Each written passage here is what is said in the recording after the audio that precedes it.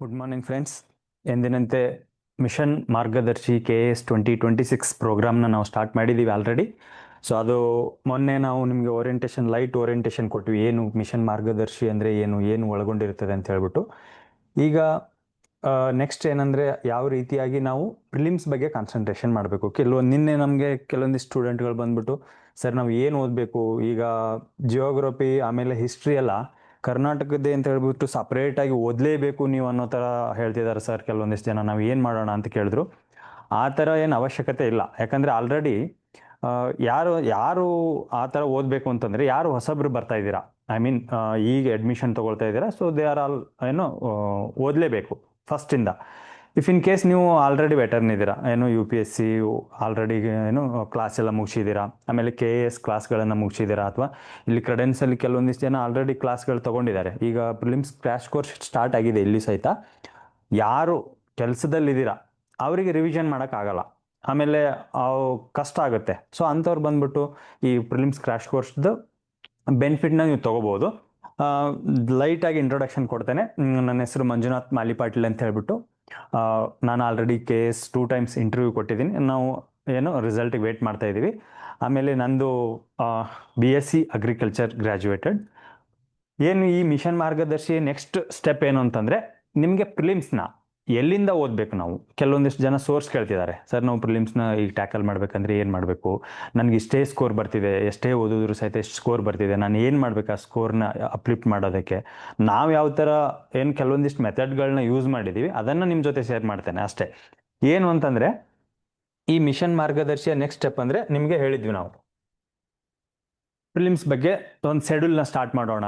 ಈಗ already 2 class ಮುಗಿದಿದೆ. ಒಂದು ಸಸ್ಟೈನಬಲ್ ಡೆವಲಪ್ಮೆಂಟ್ ಗೋಲ್ಸ್ ಅಥವಾ ಸುಸ್ಥಿರ ಅಭಿವೃದ್ಧಿ ಗುರಿಗಳನ್ನು ನಾವು ಯಾವ ರೀತಿಯಾಗಿ ಮೇನ್ಸಲ್ಲಿ, ಸ್ಪೆಸಿಫಿಕ್ ಟು ದಿ ಮೇನ್ಸಲ್ಲಿ ನಾವು ಯಾವ ರೀತಿಯಾಗಿ ಅವುಗಳನ್ನು ಬಳಕೆ ಮಾಡ್ಕೋಬೋದು ಅಂತ ನಾನು 2ನೇ ಕ್ಲಾಸ್ನಲ್ಲಿ ನಾನು ಮಾಡಿದ್ದೀನಿ. ಆ ಸುಸ್ಥಿರ ಅಭಿವೃದ್ಧಿ ಗುರಿಗಳನ್ನು ನೀವು ಕಂಪ್ಲೀಟ್ ಮಗ್ಅಪ್ ಮಾಡಿದ್ದೇ ಆಗಿದ್ದಲ್ಲಿ ಎಕ್ಸಾಮ್ ಬಂದೇ ಬರುತ್ತೆ, ಈದರ್ ಇನ್ ಪ್ರಿಲಿಮ್ಸ್ 100% ಮೇನ್ಸಲ್ಲಿ. ಹೆಂಗೆ ಅಂದರೆ ನಾನು ನಿನ್ನೆ ಹೇಳಿದ್ದೀನಿ, ನಾನು ನಿಮಗೆ ಇಂಟ್ರೊಡಕ್ಷನ್ ಮತ್ತು ಕನ್ಕ್ಲೂಷನಲ್ಲಿ ಯಾವ ರೀತಿಯಾಗಿ ಬಳಕೆ ಮಾಡ್ಕೋಬೋದು 100% ಅದು. ಮತ್ತೆ ಇಲ್ಲಿ ಪ್ರಿಲಿಮ್ಸಲ್ಲೂ ನಿಮಗೆ ಕೇಳ್ಬೋದು, ಮ್ಯಾಥ್ಸ್ ದ ಫಾಲೋವಿಂಗಲ್ಲಿ ಯಾವುದು ಸಸ್ಟೈನಬಲ್ ಡೆವಲಪ್ಮೆಂಟ್ ಗೋಲ್ಸ್ ಒಂದು, ಸುಸ್ಥಿರ ಅಭಿವೃದ್ಧಿ ಗುರಿಗೂ 1 ಏನು ಹೇಳುತ್ತೆ, 5 ಏನು ಹೇಳುತ್ತೆ, 8 ಏನು ಹೇಳುತ್ತೆ ಅಂತ ಹೇಳ್ಬಿಟ್ಟು. ಇನ್ನೊಂದು ಏನಂದರೆ, ಪ್ರಿಲಿಮ್ಸ್ ಬಗ್ಗೆ ಭಾಳ ಭಯ ಪಡಬೇಡ್ರಿ, ಯಾಕೆಂದರೆ ಇಲ್ಲಿ ಹಾರಿಜೆಂಟಲ್ ರಿಸರ್ವೇಷನ್ ಇದೆ. ನಿಮ್ಗೆ ಆಲ್ರೆಡಿ ನಾನು ಫಸ್ಟ್ ಇಂಟ್ರೊಡಕ್ಷನ್ ಕ್ಲಾಸಲ್ಲೇ ಹೇಳಿದ್ದೆ, ರೂರಲ್ ಇರುತ್ತೆ, ಕನ್ನಡ ಮೀಡಿಯಮ್ ಇರುತ್ತೆ, ವಿಮೆನ್ ಇರುತ್ತೆ, ಆಮೇಲೆ ಏನೇನಿದೆ ಅಲ್ಲ, ಹ್ಯಾಂಡಿಕ್ಯಾಪ್, ಫಿಸಿಕಲಿ ಹ್ಯಾಂಡಿಕ್ಯಾಪ್ ಆ ಥರ, ಆಮೇಲೆ ಲೋವರ್ ವಿಷನ್, ಅವೆಲ್ಲ ಸಬ್ ಕ್ಲಾಸಸ್ ತುಂಬ ಇದೆ.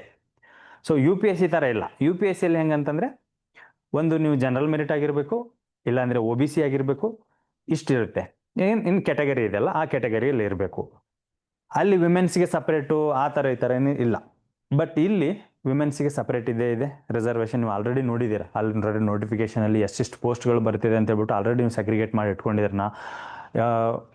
ಇನ್ this 319 how much I am available to the job, ಯಾವ್ಯಾವುದು ನನ್ನ ಪೋಸ್ಟ್ಗೆ ಅವೈಲೇಬಲ್ ಇದ್ದೀನಿ, ಎಲಿಜಿಬಲ್ ಇದೆ, ನಂಬರ್ ಆಫ್ ಪೋಸ್ಟ್, ಎಷ್ಟು ನಂಬರ್ ಆಫ್ ಪೋಸ್ಟ್ಗೆ ಎಲಿಜಿಬಲ್ ಅದೀನಿ ಅದನ್ನು ನೀವು ಆಲ್ರೆಡಿ ತಿಳ್ಕೊಂಡಿರ್ತೀರ.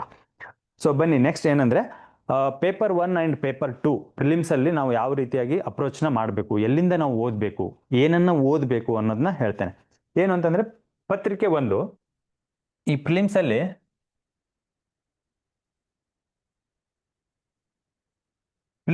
ಪತ್ರಿಕೆ 1 ಎಷ್ಟು ಮಾರ್ಕ್ಸಿಗೆ ಇರುತ್ತೆ ಅಂದರೆ 200 ಮಾರ್ಕ್ಸಿಗೆ ಇರುತ್ತೆ. ಹೌದಾ? ನಂಬರ್ ಆಫ್ ಕ್ವಶನ್ಸ್ ಎಷ್ಟಿದೆ? 100 ನಂಬರ್ ಆಫ್ ಕ್ವಶನ್ಸ್ ಇದೆ. ಇಲ್ಲಿ ಆಲ್ರೆಡಿ ಅವ್ನು ಸೆಗ್ರಿಗೇಟ್ ಮಾಡಿ ಕೊಟ್ಟಿದ್ದಾರೆ, ನೀವು ನೀಟಾಗಿ ನೋಟಿಫಿಕೇಶನ್ನ ಓದಿ. ಅದೇನು ಭಾಳ ಹೊತ್ತು ಟೈಮ್ ತೊಗೊಳ್ಳಲ್ಲ. ಅದರಲ್ಲಿ ಎಲ್ಲ ಇನ್ ಡೀಟೇಲಾಗಿ ಕೊಟ್ಟಿದ್ದಾನೆ. ಏನಂತ, ನಿಮ್ಗೆ ಏನು ರಿಸರ್ವೇಷನ್ಗೆ, if in case you are in Kannada ಮೀಡಿಯಮಲ್ಲಿ ಯಾವ ನಮೂನೆಯಲ್ಲಿ ತೊಗೋಬೇಕು ನೀವು, ನಮೂನೆ F, ಅಥವಾ ಹೈದರಾಬಾದ್ ಕರ್ನಾಟಕ ಆಗಿದ್ದೀರಾ, ನೀವು ಕಲ್ಯಾಣ ಕರ್ನಾಟಕ ವಿಭಾಗದವರಾಗಿದ್ದರೆ ನಮೂನೆ A ಅಥವಾ B, ಯಾವ ನಮೂನೆಯಲ್ಲಿ ನೀವು ನಿಮ್ಮ ರಿಸರ್ವೇಷನ್ ಡಾಕ್ಯುಮೆಂಟ್ಸ್ಗಳು ಇರಬೇಕನ್ನೋದನ್ನ ಆಲ್ರೆಡಿ ಹೇಳಿದ್ದಾನೆ. ಸೊ ಆದ್ದರಿಂದ ನೀವು ಏನು ಒಂದು 27 or 30 ಪೇಜಸ್ ಇದೆ, ಅದನ್ನು ನೀಟಾಗಿ ಕೂಲಂಕುಷವಾಗಿ ಓದಿ. ಅದರಲ್ಲಿ ಏನಿದೆ, ಅದೇನು ಭಾಳ ಹೊತ್ತು ತೊಗೊಳ್ಳೋದಿಲ್ಲ ನಿಮಗೆ, ಯಾಕಂದರೆ ನಂಬರ್ ಆಫ್ ಪೋಸ್ಟ್ ಏನಿದೆ ಅದು ಅಷ್ಟೇ ನೋಡಿರ್ತೀವಿ ನಾವು. ಒಂಥರ ಹೆಂಗಂದರೆ, ಈ ಪ್ರಜಾವಾಣಿ ಪೇಪರ್ ಓದ್ಬೇಕಂದ್ರೆ ಯಾವುದು ಓದ್ತೀವೋ ಬಿಡ್ತೀವೋ ಗೊತ್ತಿಲ್ಲ, ಕ್ರೀಡೆದು ಮಾತ್ರ ಕಂಪ್ಲೀಟ್ ಚಂದ ಓದ್ತೇವೆ. ಯಾಕೆ, ಅದು ಅಲ್ಲಿ ಅಷ್ಟು ಇಂಟ್ರೆಸ್ಟ್ ಇರುತ್ತೆ. ಸೊ ಅದೇ ರೀತಿ ಇಲ್ಲಿ ನಾವು ಏನು ಓದ್ತೀವೋ ಬಿಡ್ತೀವೋ ಗೊತ್ತಿಲ್ಲ. 319 ಪೋಸ್ಟ್ ಇದೆ. ಎಷ್ಟು AC ರೆವೆನ್ಯೂ ಇದೆ, ಎಷ್ಟು ತಹಸೀಲ್ದಾರ್ ಇದೆ, ಎಷ್ಟು ಯಾವುದು ಡಿ ವೈ ಎಸ್ ಪಿ ಇದೆ, ಎಷ್ಟು ಕೆಲವೊಂದಿಷ್ಟು ಪೋಸ್ಟ್ಗಳು ನಿಮ್ಗೆ ಯಾವ ಲೈಕ್ ಪೋಸ್ಟ್ ಇರುತ್ತೆ ಅಷ್ಟೇ ನೋಡೋದು, ಇನ್ನು ಉಳಿದು ಕೆಲವೊಂದಿಷ್ಟು ಪೋಸ್ಟ್ಗಳು ಎಷ್ಟಿದಾವೆ ಅನ್ನೋದನ್ನು ಗೊತ್ತಿರಲ್ಲ. ಸೊ ಆ ಥರ ಮಾಡಬೇಡಿ, ನೀಟಾಗಿ ಓದಿ. ಅವ್ರು ಆಲ್ರೆಡಿ ಕೊಟ್ಟಿದ್ದಾರೆ, ಆ ಕೊಟ್ಟಿರೋದನ್ನ ಸಬ್ಜೆಕ್ಟನ್ನು ನೀವು ನೀಟಾಗಿ ಓದಿದ್ರೆ ಕೆಲವೊಂದಿಷ್ಟು ಟ್ರ್ಯಾಪ್ ಆಗೋ ಅವಶ್ಯಕತೆ ಇರಲ್ಲ. ಹೇಳ್ತಿರ್ತಾರೆ ನಾನು ಇದನ್ನು ಹೇಳ್ತೇನೆ, ನಾನು ಒಂದು ಪೇಜಲ್ಲೇ ನಿಮ್ಗೆಲ್ಲ ಹೇಳ್ಕೊಡ್ತೇನೆ. ಒಂದು ಪೇಜಲ್ಲಿ ಎಲ್ಲರೂ ಹೇಳ್ಕೊಡೋಕ್ಕಾಗುತ್ತೆ? ಒಂದು ಪೇಜಲ್ಲಿ ಏನು ಇದನ್ನು ಮಾಡ್ತೇನೆ, ಒಂದು 10 ಪೇಜಸಲ್ಲಿ ನಿಮ್ಗೆ ಅದನ್ನು ಮಾಡ್ತೇನೆ, ಇಲ್ಲ. If you have hand notes, read that thoroughly, ನೀವು ಅದನ್ನೇ ನೀಟಾಗಿ ಓದಿ, ಅಲ್ಲಿ ರಿಪೀಟೆಡ್ ರಿವಿಷನ್ನ ಮಾಡಿ. ಆಮೇಲೆ PYQ ಕಂಪಲ್ಸರಿ. ಆಮೇಲೆ ಒಂದು ಟೆಸ್ಟ್ ಸೀರೀಸ್ ಯಾವುದಾದ್ರೂ ತಗೊಳ್ಳಿ. ಆಲ್ರೆಡಿ ಇಲ್ಲಿ ಟೆಸ್ಟ್ ಸೀರೀಸ್ 7 or 8 ಮುಗಿದಿದೆ. ಸೊ ಯಾವುದಾದ್ರೂ ಟೆಸ್ಟ್ ತಗೊಳ್ಳಿ. ಕ್ರೆಡೆನ್ಸಲ್ಲಿ ಅವರು ಒಂದು ಪ್ರೋಗ್ರಾಮ್ ಸ್ಟಾರ್ಟ್ ಮಾಡಿದ್ದಾರೆ ವಿತ್ ಮಿನಿಮಲ್ ಪ್ರೈಸ್ ಓನ್ಲಿ. ಅದನ್ನು ಬೇಕಾದರೆ ನೀವು ಜಾಯ್ನ್ ಆಗಿ ಪ್ರಿಲಿಮ್ಸ್ ಟೆಸ್ಟ್ ಸೀರೀಸ್ ಒಂದು ಕಂಪಲ್ಸರಿ ಮಾಡಿ. ಐ ಆಮ್ ನಾಟ್ ಸೇಯಿಂಗ್ ಅದು ಇದು ಅಂತಿಲ್ಲ, ಇಲ್ಲಿನೂ ಸ್ಟಾರ್ಟ್ ಮಾಡಿದ್ದೀವಿ ಅಂತ ಹೇಳ್ತಾ ಇದ್ದೀನಿ. ಸೊ ಹಾಗಾಗಿ ಒಂದು ಪ್ರಿಲಿಮ್ಸ್ ಟೆಸ್ಟ್ ಸೀರೀಸ್ನ ಕಂಪಲ್ಸರಿ ತೊಗೊಳ್ಳಿ, ಅದನ್ನು ನೀಟಾಗಿ ಬಿಡಿಸಿ. ನೋಡ್ರಿ, ಪ್ರಿಲಿಮ್ಸ್ ಟೆಸ್ಟ್ ಸೀರೀಸ್ ಏನಕ್ಕೆ ಬರಿಬೇಕು ನಾವು? ಪ್ರಿಲಿಮ್ಸ್ ಟೆಸ್ಟ್ ಸೀರೀಸ್ ಏನಕ್ಕೆ ಬರಿಬೇಕಂತಂದರೆ ಕೆಲವೊಂದಿಷ್ಟು ಹ್ಯೂಮನ್ ಎರರ್ ಮಾಡ್ತೇವೆ. ಏನು, ಇನ್ಕರೆಕ್ಟ್ ನೋಡಿರಲ್ಲ ಅಥವಾ ಕರೆಕ್ಟ್ ಇರೋದನ್ನ ನೋಡಿರಲ್ಲ. ಆಮೇಲೆ ಸಡನ್ನಾಗಿ ಹರಿಬರಿಯಲ್ಲಿ 2 ಇರೋದನ್ನ 3ಕ್ಕೆ ಹಾಕಿ ಬಂದುಬಿಟ್ಟಿರ್ತೇವೆ. ಅಂದರೆ OMR ಶೀಟಲ್ಲಿ ಏನು ಫಿಲ್ ಮಾಡಬೇಕಾಗಿರುತ್ತಲ್ಲ, ಅಂಥ ಟೈಮಲ್ಲಿ ಏನಾಗ್ಬಿಡುತ್ತೆ, ಸಡನ್ನಾಗಿ ಇದು 2 ಇತ್ತಲ್ಲ ಆನ್ಸರ್, ನಾನು 3 ಹಾಕಿ ಬಂದುಬಿಟ್ಟಲ್ಲ. ಅಲ್ಲೇನಾಯ್ತು, ನಿಮಗೆ 2.5 ಮಾರ್ಕ್ಸ್ ಹೋಯ್ತು. ನಿಮ್ಮದು 2 ಮಾರ್ಕ್ಸ್ ಬರ್ತಿತ್ತು, ಪ್ಲಸ್ 0.5 ನೆಗೆಟಿವ್ ಅಲ್ಲಿ ಹೋಯ್ತು, 2.5 ಮಾರ್ಕ್ಸ್ ಹೋಯ್ತು. ಸೊ ಅಂತಹ ತಪ್ಪುಗಳನ್ನು ನಾವು ಇಲ್ಲಿ ಮಾಡಬಾರ್ದು. ಆಮೇಲೆ ಕೆಲವೊಂದಿಷ್ಟು ಕರೆಂಟ್ ಅಫೇರ್ಸ್ ಏನೋ ಮಾಡೆಲ್ಗಳಿರುತ್ತೆ. ಕರೆಂಟ್ ಅಫೇರ್ಸ್ ಟೆಸ್ಟ್ ಸೀರೀಸಲ್ಲಿ ಕರೆಂಟ್ ಅಫೇರ್ಸ್ ಕ್ವಶನ್ನೇ ಇರುತ್ತೆ ಕಂಪ್ಲೀಟಾಗಿ. ಅದನ್ನು ನೀವು ಇಲ್ಲಿ ಮಾಡ್ಕೋಬೋದು. ಅಂದರೆ ನೀವು ಆಲ್ರೆಡಿ ಒಂದು ಕರೆಂಟ್ ಅಫೇರ್ಸ್ ಓದಿರ್ತೀರಾ, ಅದನ್ನು ರಿವಿಷನ್ ಮಾಡಿರ್ತೀರಾ, ಅದನ್ನು ಇಲ್ಲಿ ನೆಕ್ಸ್ಟ್ ಬಂದುಬಿಟ್ಟು ನೀವು ಕರೆಂಟ್ ಅಫೇರ್ಸ್ದು ಒಂದು ಟೆಸ್ಟ್ ಸೀರೀಸ್ ತೊಗೊಂಡ್ರೆ, ಅಂದರೆ ಟೆಸ್ಟ್ ಸೀರೀಸಲ್ಲೇ ಇನ್ಕ್ಲೂಡಿಂಗ್ ಕರೆಂಟ್ ಅಫೇರ್ಸ್, ಅದನ್ನು ಮಾಡಿದಾಗ ನನಗೆ ಅಲ್ಲಿ ಗೊತ್ತಿಲ್ಲದೆ ಇರೋ ಇನ್ಫಾರ್ಮೇಷನ್ ಇಲ್ಲಿ ಬರುತ್ತೆ, ಇಲ್ಲಿ ಗೊತ್ತಿರೋದು ಇನ್ಫಾರ್ಮೇಷನ್ ಇನ್ನೊಂದು ಕಡೆಯಿಂದ ಬಂದಿರುತ್ತೆ. ಸೊ ಹಾಗಾಗಿ ಟೆಸ್ಟ್ ಸೀರೀಸ್ನ ಬಿಡಿಸಿ. ಟೆಸ್ಟ್ ಸೀರೀಸ್ ಬಿಡಿಸೋ ಉದ್ದೇಶ ಏನಂದರೆ, you are not gaining the knowledge, rather than we are avoiding the errors. ಅಂದರೆ 100 ನೀವು 5 ಎರರ್ ಮಾಡ್ತೀರಂದರೆ ನಿಮ್ಮ ಎರರ್ ಎಷ್ಟು ಕಡಿಮೆ ಆಗುತ್ತೆ ಅಂದರೆ 3 ಎರರ್ ಕಡಿಮೆ ಆಗುತ್ತೆ. ಅಂದರೆ 3 ಕ್ವಶನ್ ನಿಮ್ಗೆ ಉಳಿದ್ಬಿಡುತ್ತೆ. 2 ಕ್ವಶನ್ ಯೂಶುವಲಿ ಹೆಂಗಂದರೆ ವುಮೆನ್ ಎರರ್ ಕಂಪ್ಲೀಟ್ ಇದ್ದೇ ಇರುತ್ತೆ. So 1 or 2 question we have to do. ಅದು ಎರರ್ ಇರಲೇಬೇಕು, ಅಂದಾಗ ಮಾತ್ರ ನಾವು ಮನುಷ್ಯರು. ಈಗ ಪೇಪರ್ 1 ಮತ್ತು ಪೇಪರ್ 2 ಪ್ರಿಲಿಮ್ಸಲ್ಲಿ ಹೆಂಗಿದೆ ಅಂದರೆ ಪೇಪರ್ 1 ಆ್ಯಂಡ್ ಪೇಪರ್ 2. ಪೇಪರ್ 1ಗೆ ಏನು ಓದಬೇಕು, ಪೇಪರ್ 2ಗೆ ಏನು ಓದಬೇಕು ಆಲ್ರೆಡಿ ಅವರೇ ಕೊಟ್ಟಿದ್ದಾರೆ. ಅದನ್ನು ನೀವು, ಅದಕ್ಕಾಗಿನೇ ನಾನು ನಿಮ್ಗೆ ಏನು ಹೇಳೋದಂದರೆ, ನೀಟಾಗಿ ನೋಟಿಫಿಕೇಷನನ್ನು ನೋಡಿ. ನೀಟಾಗಿ ನೋಟಿಫಿಕೇಷನ್ ಓದಿದಾಗ ನಿಮ್ಗೆ ಗೊತ್ತಾಗುತ್ತೆ. ಪೇಪರ್ 1ನಲ್ಲಿ ಏನೇನು ಒಳಗೊಂಡಿರುತ್ತೆ ಅಂತಂದರೆ, ಸ್ಪೆಷಲಾಗಿ ಸ್ವಲ್ಪ ಕನ್ನಡ ಮೀಡಿಯಮ್ದವ್ರಿಗೆ ಕಾನ್ಸಂಟ್ರೇಷನ್ ಮಾಡ್ತೇನೆ. ಯಾಕೆಂದರೆ ಇಂಗ್ಲೀಷ್ ಮೀಡಿಯಮ್ದವ್ರಿಗೆ ತುಂಬ ಸೋರ್ಸ್ ಇದೆ. ಆಮೇಲೆ ಅವರಿಗೆ ಎಲ್ಲ ಕಡೆನೂ ಏನು ಸೋರ್ಸಸ್ ಇರೋದ್ರಿಂದ ನಮ್ಗೆ ಹೆಂಗಿದೆ ಅಂದರೆ ಇಷ್ಟಿಷ್ಟೇ ಸೋರ್ಸ್ ಇದೆ, ನಮಗೆ ಅಷ್ಟೇ ಸೋರ್ಸ್ಗಳನ್ನ ಓದ್ಬೇಕು ನಾವು. ಓಕೆ, ಏನಂತಂದರೆ ರಾಷ್ಟ್ರೀಯ ಮತ್ತು ಅಂತಾರಾಷ್ಟ್ರೀಯ ಪ್ರಾಮುಖ್ಯತೆ ವಿಷಯವನ್ನು ಒಳಗೊಂಡಂತೆ ಸಾಮಾನ್ಯ ಅಧ್ಯಯನ. ರಾಷ್ಟ್ರೀಯ ಮತ್ತು ಅಂತಾರಾಷ್ಟ್ರೀಯ ನಮ್ದು ಹೆಂಗಂದ್ರೆ ನ್ಯಾಷನಲ್ ಆ್ಯಂಡ್ ಇಂಟರ್ನ್ಯಾಷನಲ್ ಇಂಪಾರ್ಟೆನ್ಸ್ ಏನಿದೆಲ್ಲ ಅದರದ್ದು ಒಳಗೊಂಡಂತೆ ಎಷ್ಟು ಕ್ವಶನ್ಸ್ಗಳು ಬರುತ್ತೆ. ಇಲ್ಲಿ ಕ್ವಶನ್ಗಳು ಹೇಳ್ತೇನೆ, ನೆಕ್ಸ್ಟ್ ನೀವು ಅದರಲ್ಲಿ ಏನು ಓದ್ಬೇಕು ಅನ್ನೋದನ್ನ ಹೇಳ್ತೇನೆ. ಎಷ್ಟು ಕ್ವಶನ್ ಬರುತ್ತೆ ಅಲ್ಲಿ ಅಂತಂದ್ರೆ 40 ಕ್ವಶನ್ ಬರುತ್ತೆ. ಎಷ್ಟು ಮಾರ್ಕ್ಸು? 80 ಮಾರ್ಕ್ಸ್ ಬರುತ್ತೆ. ಹೌದಾ? ಅದಾದ ನಂತರ ಮಾನವಿಕ ಶಾಸ್ತ್ರ ಅಥವಾ ಹ್ಯುಮ್ಯಾನಿಟೀಸ್, ಅದರಲ್ಲಿ ಎಷ್ಟು ಕ್ವಶನ್ ಬರುತ್ತೆ ಅಂದ್ರೆ 60 ಕ್ವಶನ್ ಬರುತ್ತೆ. 120 ಮಾರ್ಕ್ಸ್ ಇರುತ್ತೆ. ನಿಮ್ಗೆ 200 ಮಾರ್ಕ್ಸ್ ಇನ್ ಯುವರ್ ಹ್ಯಾಂಡ್. ಹೌದಾ? ಏನು ಹ್ಯುಮ್ಯಾನಿಟೀಸ್ ಮತ್ತೆ ಇವುಗಳನ್ನು ಎಲ್ಲಿಂದ ಓದಬೇಕು ಅಂತಂದ್ರೆ ಸಿಂಪಲ್ ನೋಡ್ರಿ, ಅವನೇ ಕೊಟ್ಟಿದ್ದಾನೆ 12.4 or 16th or 17th pages ಅಲ್ಲಿ ಹೋಗಿ ನಿಮಗೆ ಡಿಟೇಲ್ಡ್ ಆಗಿ ಅವನೇ ಕೊಟ್ಟಿದ್ದಾನೆ. ಏನು ಓದಬೇಕು, KPSC ಅವರೇ ಪಬ್ಲಿಷ್ ಮಾಡಿದ್ದಾರೆ. ಏನು ಓದಬೇಕು ನೀವು, ಅದನ್ನ ಬಿಟ್ಬಿಟ್ಟು ಅವ್ರು ಯಾರೋ ಏನೋ ನನ್ನಿಂದ ಇಲ್ಲಿ ಬಂತು, ಇಷ್ಟು ಬಂತೆ. ಆಮೇಲೆ how to get good score, how to get ಅಲ್ರಿ, we have to get. So ಹಾಗಾಗಿ ಇಲ್ಲಿ ಎಲ್ಲಿಂದ ನಾವು ಸ್ಕೋರ್ಗಳನ್ನು ಗಳಿಸ್ಬೇಕು ಅದನ್ನು ನೋಡೋಣ. ಏನು ಕೊಟ್ಟಿದ್ದಾನೆ ಪೇಪರ್ 1ನಲ್ಲಿ ನೋಡಿ, ಪತ್ರಿಕೆ 1ರಲ್ಲಿ ಇಲ್ಲಿ ಪೇಪರ್ 1 ಇಂಗ್ಲೀಷ್ ಮೀಡಿಯಮ್ದವ್ರು ಇದ್ದೀರಿ, ನಾವು ಒಂಥರ ಆಂಗ್ಲ ಮಾಧ್ಯಮದವರಿಗೆ ಅಲ್ಲ, ನಾವು ಕನ್ನಡ ಮಾಧ್ಯಮದವರಿಗೆ. ಹಾಗಾಗಿ ಕನ್ನಡ ಮಾಧ್ಯಮದ ಏನಿದೆಯಲ್ಲ, ಕನ್ನಡ ಮಾಧ್ಯಮದ ಬಗ್ಗೆ ಮಾತಾಡೋಣ. ಈಗ ಲಕ್ಷ್ಮೀಕಾಂತ್ ಇದ್ದಾವೆ, ಇಂಗ್ಲೀಷ್ ಮೀಡಿಯಮ್ದವ್ರಿಗೆ ತುಂಬ ಸೋರ್ಸ್ ಇದೆ. ಸೊ ನೀವು ಜಾಸ್ತಿ ಡೈವರ್ಟ್ ಆಗಬೇಡಿ. ನೀವೇನು ಓದಿದ್ದೀರಾ, if you are new then you have to join prelims crash course. ಇಲ್ಲಿ ಆಲ್ರೆಡಿ ಇಂಗ್ಲೀಷ್ ಮೀಡಿಯಮ್ದವ್ರಿಗೆ, ಸ್ಪೆಸಿಫಿಕ್ ಆಗಿ ಇಂಗ್ಲೀಷ್ ಮೀಡಿಯಮ್ದವ್ರಿಗೆ ಪ್ರಿಲಿಮ್ಸ್ ಕ್ರ್ಯಾಶ್ ಕೋರ್ಸ್ ಸ್ಟಾರ್ಟ್ ಮಾಡಿದ್ದಾರೆ. ಸೊ ಕನ್ನಡ ಮೀಡಿಯಮ್ದವ್ರಿಗೆ ಇಲ್ಲಿ ಕನ್ನಡದ್ದು ಒಂದು ಸ್ವಲ್ಪ ಅನ್ಅವೈಲಬಿಲಿಟಿ ಇರೋದ್ರಿಂದ ಕ್ರೆಡೆನ್ಸಲ್ಲಿ ಕನ್ನಡ ಮೀಡಿಯಮ್ ನಾವು ಹೆಂಗೆ ಅಂತಂದರೆ ಹೇಳ್ಕೊಡ್ಬೋದು ನಿಮಗೆ, ಇದನ್ನು ಓದಿ ಅಂತ ಹೇಳ್ಬಿಟ್ಟು. ಇಲ್ಲಿ ಪ್ರಿಲಿಮ್ಸ್ ಏನೋ ಟೆಸ್ಟ್ ಸೀರೀಸ್ ಜಾಯ್ನ್ ಆದಮೇಲೆ ನಾವು ನಿಮ್ಗೆ ಹೇಳ್ಕೊಡ್ತೇವೆ ಏನು ಓದಬೇಕು, ಇಷ್ಟಕ್ಕೆ ಏನು ಓದಬೇಕು. If you are new prelims test series join ಆಗಿ, if you are in English medium you can join prelims crash course Credence IAS or KAS. Okay, ಇಲ್ಲಿ ಪತ್ರಿಕೆ. ಆಮೇಲೆ ಇಂಗ್ಲೀಷ್ ಮೀಡಿಯಮ್ದವ್ರಿಗೆ ಏನು ಸಜೆಷನ್ ಅಂದರೆ, ಭಾಳ ಡೈವರ್ಟ್ ಆಗಬೇಡಿ, PYQನ ನೋಡಿ, ಪ್ರೀವಿಯಸ್ ಇಯರ್ ಏನು ಕೇಳಿದ್ದಾನೆ, ಎಲ್ಲಿಂದ ಕೇಳಿದ್ದಾರೆ. ಆಮೇಲೆ ಇನ್ನಿತರೆ KPSC ಕಂಡಕ್ಟ್ ಮಾಡೋ ಎಕ್ಸಾಮ್ಸ್ಗಳಲ್ಲಿ ಏನೇನು ಕೇಳ್ತಿದ್ದಾರೆ, ಯಾವ ರೀತಿಯಾಗಿ ಕ್ವಶನ್ಗಳನ್ನ ಕೇಳ್ತಿದ್ದಾರೆ ಅನ್ನೋದನ್ನು ನೋಡಿ. ಬಿಫೋರ್ ಗೋಯಿಂಗ್ ಸಮ್ ಏನಿದಾರಲ್ಲ ಪೀಪಲ್ಸ್, ಅವ್ರದ್ದು ಹೋಗೋದಕ್ಕಿಂತ ಮುಂಚೆ ನೀವು PYQನ ನೋಡಿ. PYQ is key. ಅಂದರೆ previous year question papers are key to get a good marks rather than trapping someone. Okay, ಪತ್ರಿಕೆ 1ರಲ್ಲಿ ಏನಿದೆ ಅಂದರೆ, ರಾಷ್ಟ್ರೀಯ ಮತ್ತು ಅಂತಾರಾಷ್ಟ್ರೀಯ ಮಹತ್ವದ ಪ್ರಚಲಿತ ವಿದ್ಯಮಾನಗಳು ಅಂದರೆ ಕರೆಂಟ್ ಅಫೇರ್ಸ್. ಒಂದು ಯಾವುದಾದ್ರೂ ಮ್ಯಾಗ್ಝಿನ್ ಯೂಸ್ ಮಾಡಿ. ಐ ಆಮ್ ನಾಟ್ ಸೇಯಿಂಗ್ ಆ ಮ್ಯಾಗ್ಝಿನ್ ಈ ಮ್ಯಾಗ್ಝಿನ್, ನಿಮಗೆ ಯಾವುದು ಕಂಫರ್ಟ್ ಇದೆ. ಕೆಲವೊಬ್ಬರು ಮೊನ್ನೆ ಬಂದಾಗ ಸರ್ ನನಗೆ ಮ್ಯಾಗ್ಝಿನ್ ಓದೋಕ್ಕೆ ಇಷ್ಟ ಆಗಲ್ಲ, ಐ ಆಮ್ ಗೋಯಿಂಗ್ ವಿತ್ ಯಾರ್ದೋ ಒಂದು ವಿಡಿಯೋ ಹೋಗ್ತಾ ಇದ್ದೀನಿ ಸರ್, ಡೈಲಿ ಅವರು ಹೇಳ್ತಾ ಇರ್ತಾರೆ, so I am going with that's fine. ನೀವು ಅದನ್ನು ಮಾಡಿ. ಯಾರಾದರೂ ಹಿಂಗೆ ವಿಡಿಯೋಗಳನ್ನ ನೋಡಿಕೊಂಡು ನೋಟ್ಸ್ ಮಾಡ್ಕೊಳ್ಳಿ. ಒಂದು ಹೇಳ್ತೇನೆ ರೀ, if you are not reading magazine you have to you have to write notes.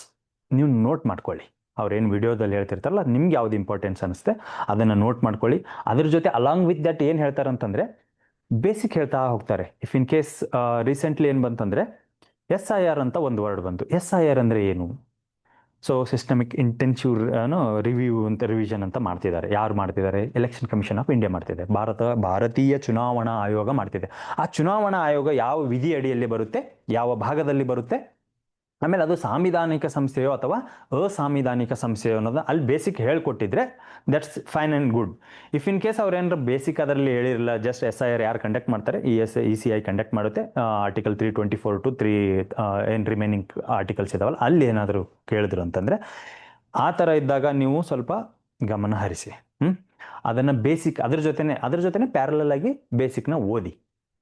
ಒಂದು ಮ್ಯಾಗ್ಝಿನ್ ಕಂಪಲ್ಸರಿ ಮಾಡಿ. ಅಲ್ಲಿ ಏನಾಗುತ್ತೆ, ನಿಮಗೆ ರಾಷ್ಟ್ರೀಯ ಮತ್ತು ಅಂತಾರಾಷ್ಟ್ರೀಯ ಮಹತ್ವದ ಪ್ರಚಲಿತ ವಿದ್ಯಮಾನಗಳ ಬಗ್ಗೆ ನಿಮಗೆ ಅರಿವಾಗುತ್ತೆ. ಅದಾದ ನಂತರ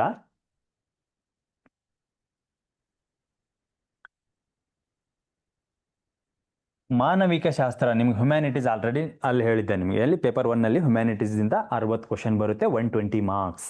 ಸೊ ಅಲ್ಲಿ ನೀವು ಭಾಳ ಕಾನ್ಸಂಟ್ರೇಷನ್ ಮಾಡಬೇಕು.